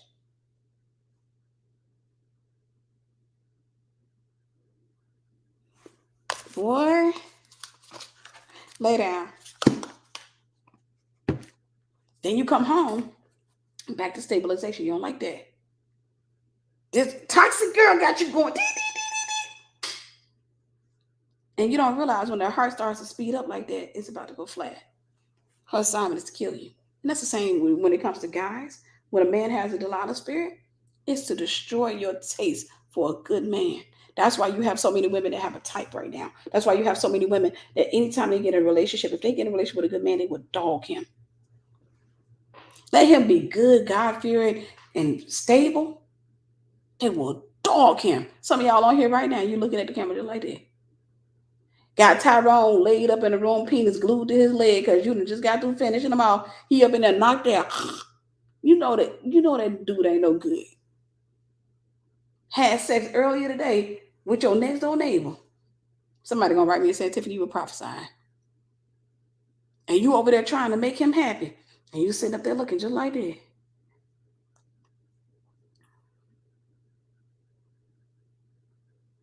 Just sitting there looking. Because you keep trying to tame the beast. You keep trying to tame the beast. I'm gonna get him. I'm gonna get him. He up in that knocked out. You don't even know the last girl had him knocked out too. She had him knocked out as well. He snored a little bit louder though, because she got the first ounce of virtue. You got the remnant. You got what's left. Y'all better stop getting out here with these Delilahs, these thoughts, whether they're male or female. People who don't know their assignment will always lead you out of yours. I'm going to end on that one. People who don't know their assignment in Christ will end up with an assignment from hell. And they will not be aware of it. All they're going to know is they want to get close to you. I've seen this, and I've said this when it comes to women. I've had to do this plenty of times. Sis, I don't know you. Slow down. We ain't trying to be. Bestie, nope. Nope. I don't know you. I got to test that spirit. I'm sorry. I don't get it. Don't you? I ain't got time. No, ma'am.